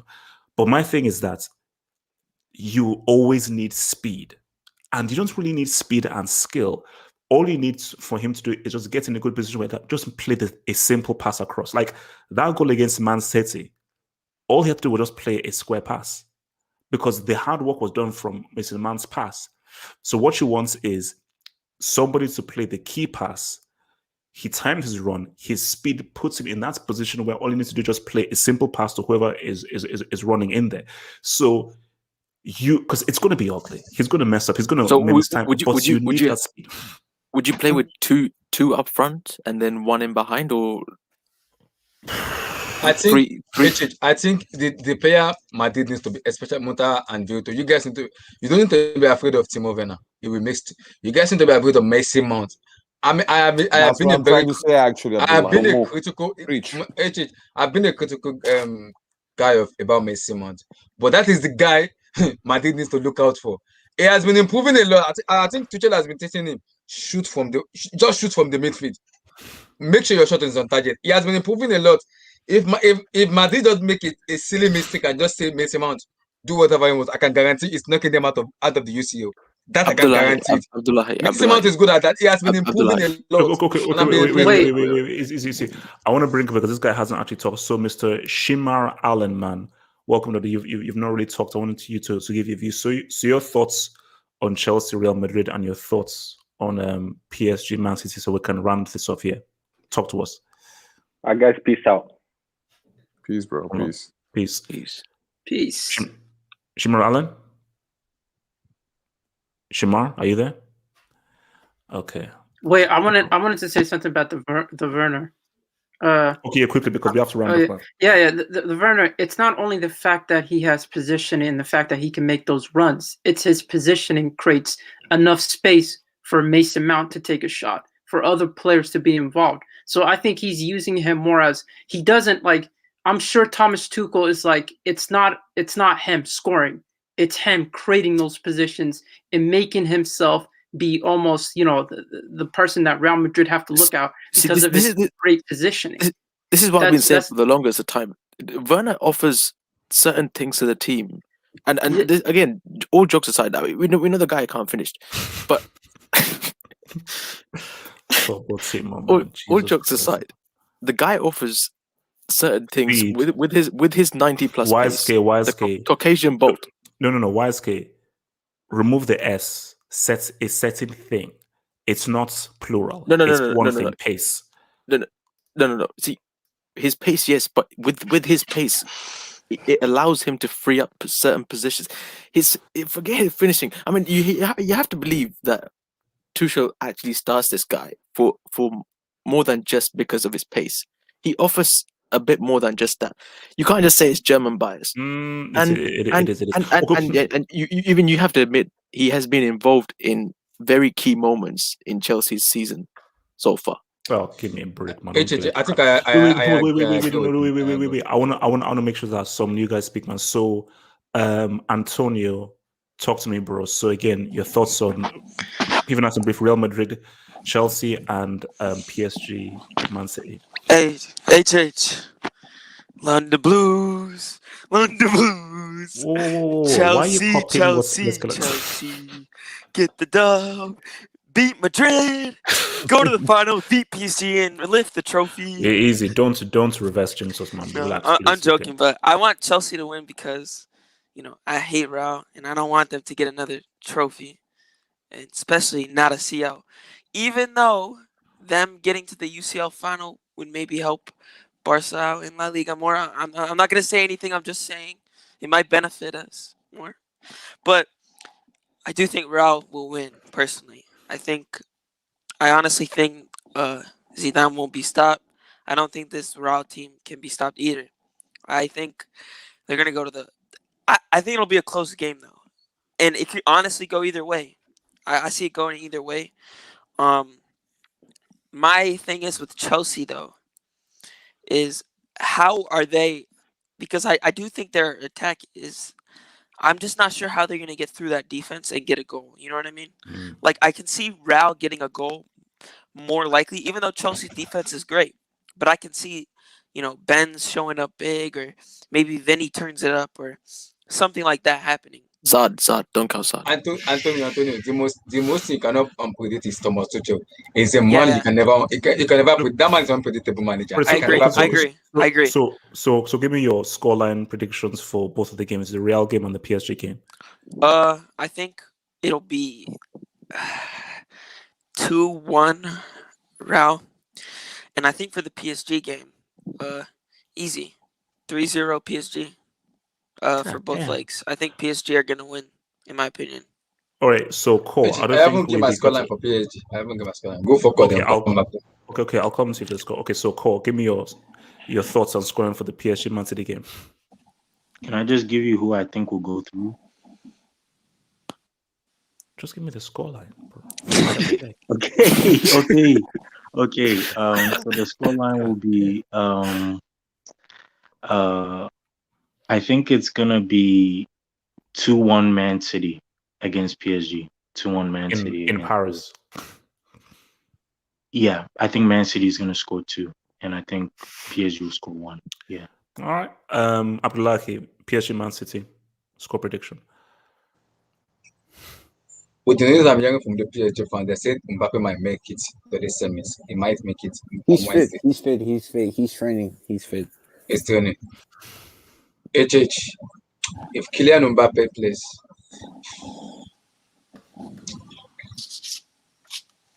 Just give the scoreline, man. Come on. Give the I think scoreline, bro.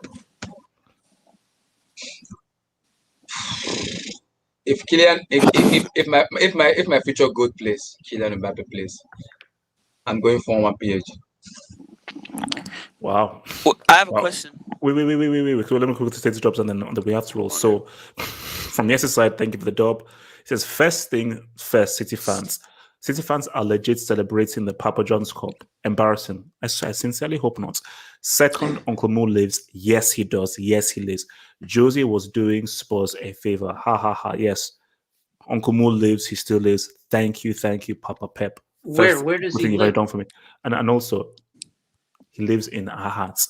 And another professor again says, relationship with Real is interesting. You have Zad, Zidane, Benz, the reason the Brick Academy exists today, a proud graduate of the Brick Academy. Yeah, look, man, Zidane is a horseman. I have a very strong relationship with Hazard and, of course, Benzema. We have serious history. But again, as I said again, if Real Madrid win that freaking seal, then I think it's all over, guys. Look, but hey, before you say anything, right? No, I'll just say this thing, bro. Honestly, I mean, some of Madrid fans, they are like, coming at me in the comment section, bro. But the thing is, what, right? I honestly don't know how this game will go, man. Have never played Chelsea, even in the group stage of Champions League. Never in a competitive game, man. At least in the modern football history. I really can't tell if you're trying to reverse psychology. No. This, bro. Look, man. Okay, I know we are favorites. That's true. But still, I don't know, man. Like how this game will go. Because Chelsea, they might come and Tuchel. Look, Tuchel is a good manager. Everything will be decided on Tuesday. On Tuesday, we'll see this on Tuesday. Tuesday things will pop. Guys, remember, Tuesday, 3 p.m. on Twitch. Hangout. The coverage starts at 3 p.m. Everybody's invited on Twitch. Guys, 3 p.m. on Tuesday. 3 p.m. on Tuesday. I'm doing a watch your name. Respect on Timo Werner. Peace out. Join my Stay name. true. My channel, guys. We're doing a watch. Let's just progress. Peace. Bye.